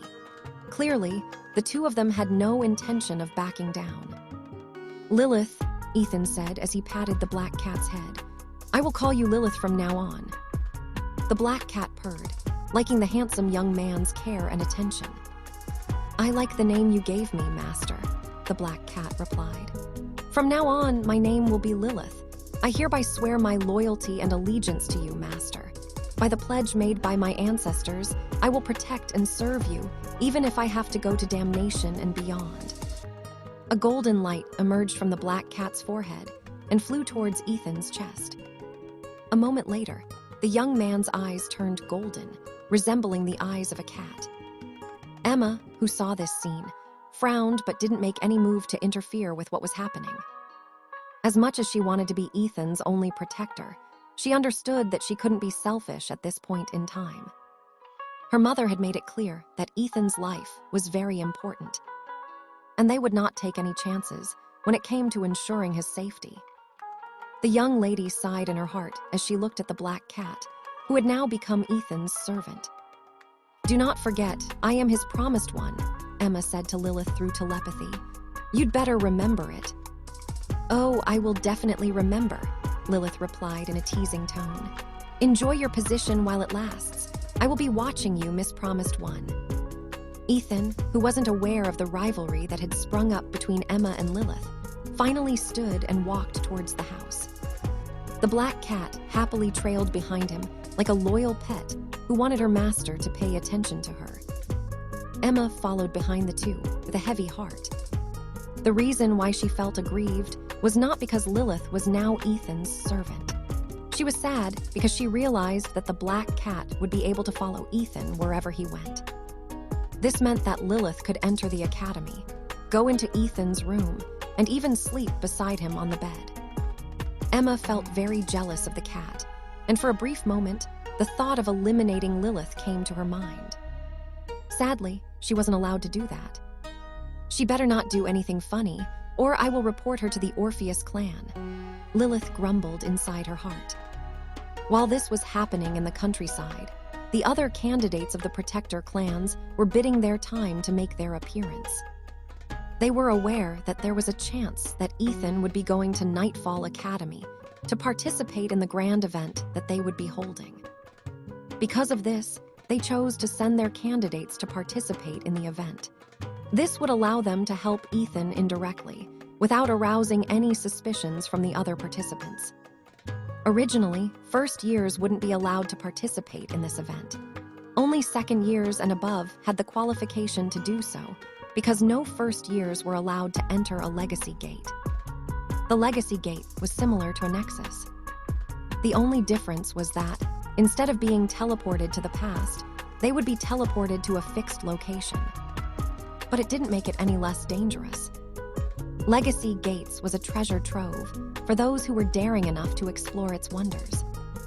However, danger lurked within it as well, and the chances of people dying inside the Legacy Gate were far higher than the people who entered a Nexus by accident. You girls are free to come anytime, so visit me soon, okay? Agnes said as she hugged Chloe, Luna, and Emma one by one. Be safe in the academy and look after my grandson. He's so handsome and charming. It's very possible that some girls in the academy will kidnap him. We don't want that happening now, wouldn't we? Chloe, Luna, and Emma all nodded at the same time. Ethan, on the other hand, hugged his grandpa and bid him goodbye. You take care, Benjamin patted his grandson's shoulder. You've just returned from that Nexus thing, and now you're about to go to that Legacy Gate. I just hope that your headmaster isn't overestimating you, Ethan. I hope for that as well, Ethan replied. I don't mind relaxing in the academy until the rest of the school year is over. This was what Ethan truly wanted. After being in the lands of Alester for more than a year, he wanted nothing more than to spend most of his time relaxing without worrying about the need to fight against humans and monsters. Ethan faintly understood that the Legacy Gate wouldn't be simple.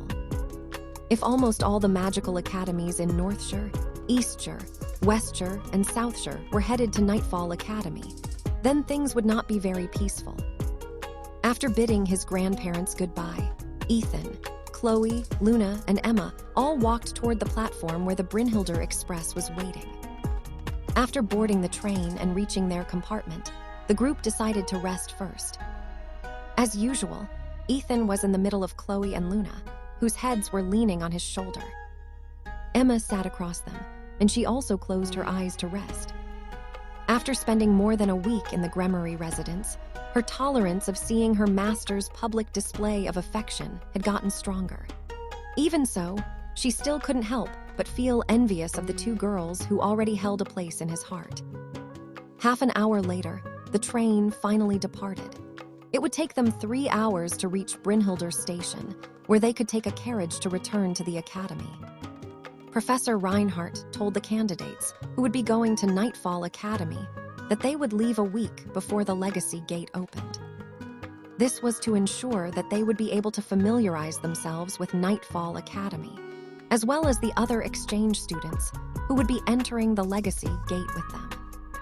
One could even say that this would be a gathering of the best among the younger generation's wizards and witches on the continent.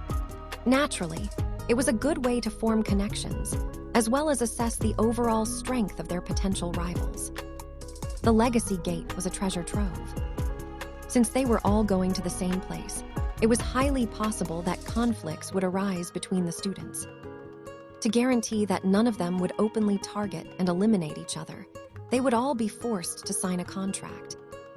This was a must since most of the students sent to participate in the event were the so-called geniuses of the wizarding world. Ethan sighed in his heart as he remembered the words that Professor Reinhardt said when the headmaster had asked to meet with him in private. There is a possibility that a high-ranking guardian magical beast can be found inside the Legacy Gate, Professor Reinhardt said. The Nightfall Academy wishes to capture this beast alive. Naturally, they can't do this alone, which is why they asked the other academies to send their students in order to help them achieve this goal. But they are not the only ones who wish to capture this beast. The other academies are aiming for this as well. Truth be told, I think Nightfall Academy just plans to have cannon fodder to help weaken the beast before they make their move. This was why they didn't hesitate to invite the best students from all over the continent to participate in this event. When Ethan asked the professor if he knew what kind of magical beast it was, Professor Reinhardt only shook his head.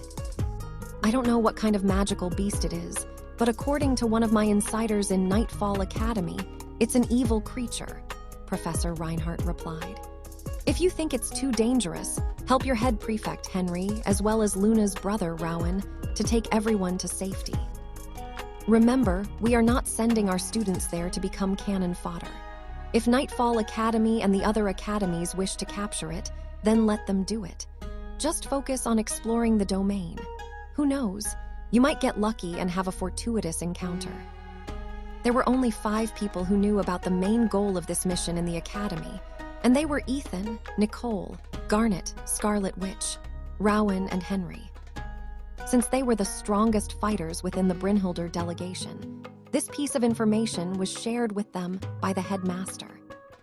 In short, helping the Nightfall Academy capture the magical beast wasn't compulsory. 3 hours later, the train finally arrived at their destination, and the group hired a carriage to take them back to the academy. Emma excused herself and used her flying broomstick to go to the academy first. Half an hour later, the carriage stopped at the gates of the academy, and the 3 teenagers disembarked. "Let's all have dinner later," Chloe said before heading towards Jaeger Manor. Ethan and Luna agreed and headed to Dud Manor. As they walked toward their destination, they noticed that there were only a handful of students wandering around the academy. "It seems as if everyone is taking advantage of the 2-week vacation," Ethan commented as he walked while holding Luna's hand. "Yes," Luna nodded. "I'm sure that my family will pester me with letters because I didn't visit them this time." "Sorry about that," Ethan said as he lightly squeezed Luna's hand. "I was a bit selfish.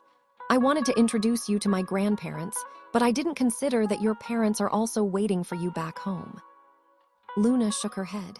"It's fine. After we return from the Nightfall Academy, we will be given a 1-week break by the headmaster.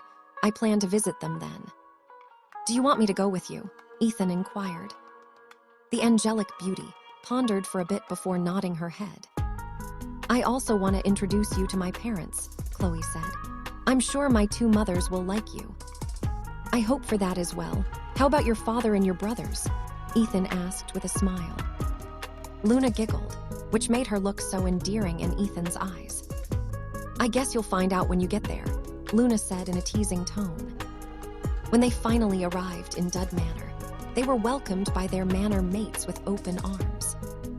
After chatting for a bit, Ethan and Luna went to their rooms to drop off their luggage. The moment Ethan locked the door of his room, a black cat jumped out of his shadow and looked at her surroundings. "Is this your room, Master?" Lilith asked through telepathy. Ethan nodded. "It is. Not too shabby." "I know, right?" Ethan sat on the bed, and the black cat didn't hesitate to jump on his lap. Clearly, she was asking for her master's care and attention, so Ethan obliged and started patting her body, making the black cat start purring. "Lilith, since you are here, does that mean that the Argus and the Oddfrid clans will come here as well?" Ethan inquired. "No, Master," Lilith replied. "They will meet you in Nightfall Academy and help you in whatever you wish to do.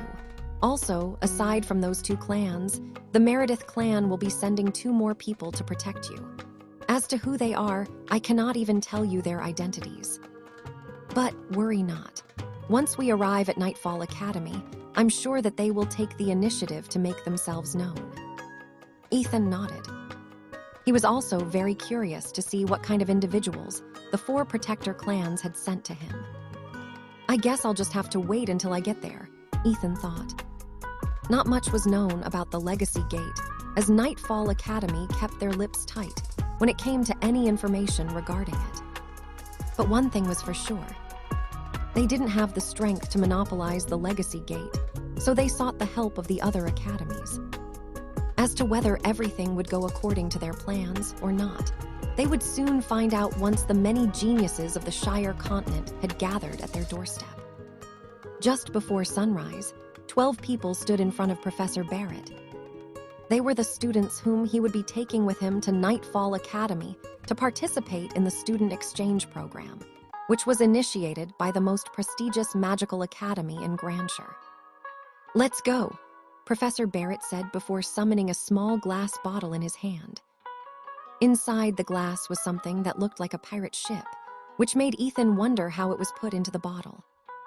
However, after remembering that he was in a world where magic existed, the handsome young man almost facepalmed himself for having forgotten something so basic. Professor Barrett rubbed the glass bottle, and a wisp of smoke emerged from its tip. A moment later, a pirate ship materialized in front of everyone, floating in the air. Massa Leviticus, Professor Barrett chanted as he waved his wand to the students.